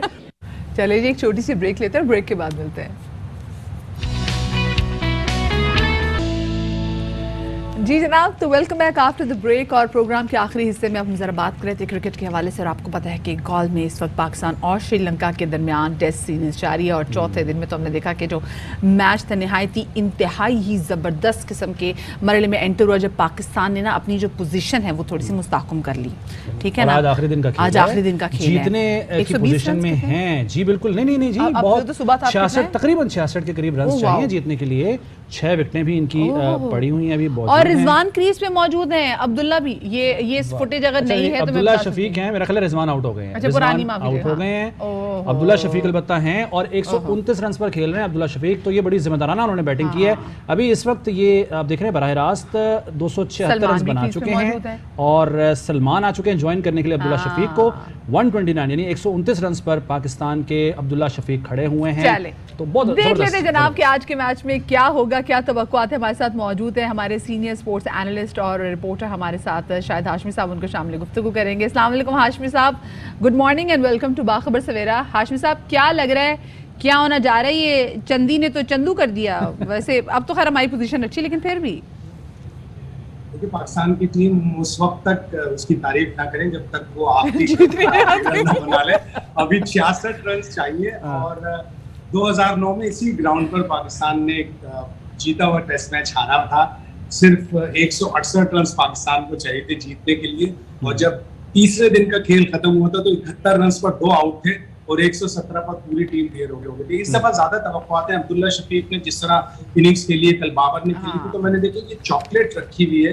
یہ چاکلیٹ جیسے ہی ختم ہوگا میچ, میں یہ چاکلیٹ کھا لوں گا. اچھا نہیں, بجائے یہ کہ ہمیں بھجوائیں, ہمارا منہ میٹھا کریں. آپ لوگوں کو کل مٹھائی بھجوائیں گے. امپورٹنٹ ٹیسٹ میچ ہے, ورلڈ ٹیسٹ چیمپئن شپ کا ٹیسٹ میچ ہے. اگر پاکستان یہ دونوں ٹیسٹ میچ جیتا ہے تو اس کا فائنل کھیلنے کا بڑی اسٹرانگ پوزیشن میں آ جائے گا. اچھا شاید بھائی ایک چیز بتائیے گا, ہم نے دیکھا جو اسپنرز نے, سری لنکا کے اسپنرز نے پاکستانی بیٹنگ لائن کا حال جو کیا تھا پہلی اننگز میں, اس کے بعد کیا وہ اسپنرز بالنگ بھول گئے, یا ہم نے سیکھا, یا پھر جو پچ ہے اس میں اسپنرز کے لیے کچھ رہا نہیں اینڈ میں آ کے؟ نہیں, دونوں چیزیں. ہم نے بیٹنگ بہت اچھی کی. عبداللہ شفیق آؤٹ اسٹینڈنگ بیٹنگ کی عبداللہ شفیق نے اس ٹیسٹ میچ میں, اور خصوصاً اس دوسری اننگز میں. بال مشہور ہے کہ آخری اننگز یہاں کھیلنا بڑا مشکل ہوتی ہے. عبداللہ سے پہلے صرف 3 بیٹسمین ایسے ہیں جنہوں نے سینچری اسکور کی ہے چوتھی اننگز میں, اور وہ چوتھے بیٹسمین بنے. تو پاکستان کی طرف سے بڑی اچھی بیٹنگ کی, بابر نے بڑی اچھی بیٹنگ کی, اور سری لنکا نے کل بالنگ بھی بہت ہی خراب کی. یا تو وہ بہت شارٹ بالنگ کر رہے تھے, یا وہ بہت فل بالنگ کر رہے تھے. ایک لینتھ ہوتی ہے جس کو ہم کہتے ہیں slightly short of length, slightly short of good length, اس پہ انہوں نے اتنی بالنگ نہیں کی, جس کی وجہ سے ان کو چوکے چھکے بھی لگے, ان کو وکٹیں بھی نہیں ملی, اور تھوڑا سا ان لکی بھی رہے. ان کے جو پربھت جے سوریا ہیں لیفٹ آرم اسپنر, وہ تھوڑا سا ان لکی بھی رہے. بال بیٹ ہوتی تھی, ایج نہیں لگتی تھی, پیٹ پہ نہیں لگتی تھی, تو ان لکی بھی رہے. لیکن بڑی تعریف کرنی پڑے گی عبداللہ شفیق کی اور بابر اعظم کی. عبداللہ شفیق جب 2020 میں آئے تھے تو سارے لوگ کہہ رہے تھے انہیں بغیر تجربے کی ٹیم میں ڈال دیا ہے, بغیر تجربے. شاید بھائی آپ نے تجربے کی بات کی ہے, قطع کلامی کے لیے معذرت, آپ نے تجربے کی بات کی, تو تجربہ کار اظہر علی کو ہم نے ڈالا ہوا ہے. پہلی اننگز میں 3, دوسری اننگز میں 6 رنز کیے ہیں. تو تجربہ کار جو بیٹسمین ہیں, سینئر ہیں, ان سے تو یہ توقع کی جاتی ہے کہ وہ ٹھہریں گے, نہ صرف خود سکور کریں گے بلکہ جو دوسرے اینڈ پہ موجود کھلاڑی ہے, بیٹر ہے, اس کو بھی وہ مطلب اس کے لیے مثال بنیں گے. अजहर अली ने वाकई इस टेस्ट मैच में मायूस किया है और वो जब से मिसबा गए उस कारकर्दगी का मुजाहरा नहीं कर रहे जो वो मिसबा और यूनुस के साथ खेल कर करते थे। अभी काउंटी क्रिकेट में एक डबल सेंचुरी बनाकर आए तो उनसे तवक्कुआत थी, लेकिन इस टेस्ट मैच में वो तवक्कुआत पर पूरा नहीं उतरे। अगर फवाद आलम के लिए ये शर्त है कि 4 इनिंग्स में फ्लॉप होकर वो बाहर हो सकता है तो फिर कोई और दूसरा सीनियर प्लेयर उसके लिए भी यही उसूल है। बिल्कुल, और यही वाली बात कि क्यों नहीं रखा फवाद आलम को? बहुत जुल्म है, वो समझे एक तरह से बिल्कुल यतीम क्रिकेट है, उसको बेचारे को 11 साल इंतजार करना पड़ा अपना, फिर आए फिर बाहर टेस्ट मैच के लिए। बिल्कुल, तो ये उसके साथ ज्यादती है। सिर्फ 4 इनिंग्स में नाकामी पर ऑस्ट्रेलिया के खिलाफ उसको बाहर नहीं करना चाहिए था, लेकिन चलें, अगर पाकिस्तान जीत जाएगा तो ये सारी जितनी भी नाइंसाफियां ये सब खत्म हो जाएंगी। शाहिद हाशमी भाई बहुत शुक्रिया। अब हम उस मिठाई का इंतजार करेंगे जिसका आपने ऑन एयर वादा कर लिया, और अगर मिठाई ना आई ना तो बार बार हम आपकी स्टेटमेंट चलाते रहेंगे। हाशमी साहब और मुझे डार्क चॉकलेट, ठीक है? बहुत शुक्रिया जी। शाहिद हाशमी साहब हमारे साथ जो थे सीनियर स्पोर्ट्स एनालिस्ट, और बात कर रहे थे आज जो मैच हो रहा है तो अल्लाह करे पाकिस्तान मैच जीत जाए। मिठाई या चॉकलेट आए ना आए, बस मैच जीतना बहुत ज़्यादा ज़रूरी है। अपना ख्याल रखिएगा और बहुत सारा ख्याल रखिएगा। शाद रहिए, आबाद रहिए। आज के बाखबर सवेरा का इख्तिताम जो है ना हम अच्छी खबर पे कर रहे हैं कि पाकिस्तान जीत के इंतहाई करीब है। बहरहाल इजाज़त दीजिए, अल्लाह हाफ़िज़।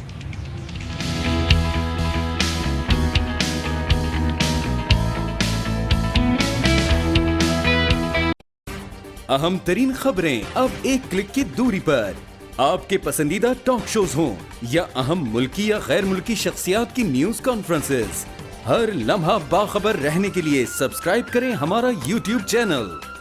मौसम की सूरत हाल हो या खेल के मैदान से खबरें, अपने मोबाइल फोन से मुल्की और बैनुल-अक़वामी अहम खबरों तक रसाई के लिए डाउनलोड कीजिए मोबाइल ऐप। बावसूख ज़राए से मुसद्दिक़ा खबरों, तज्ज़ियों और तबसरों से मुस्तफ़ीद होने के लिए विजिट कीजिए पाकिस्तान की सबसे बड़ी न्यूज वेबसाइट www.arYnews.tv। इन सब के अलावा पाकिस्तान का सबसे बड़ा फेसबुक पेज हो, सबसे बड़ा न्यूज इंस्टाग्राम अकाउंट या फिर ट्विटर, ARY न्यूज पहुंचा रहा है खबरें सबसे पहले आप तक, ताकि आप रहें हर लम्हा बाखबर।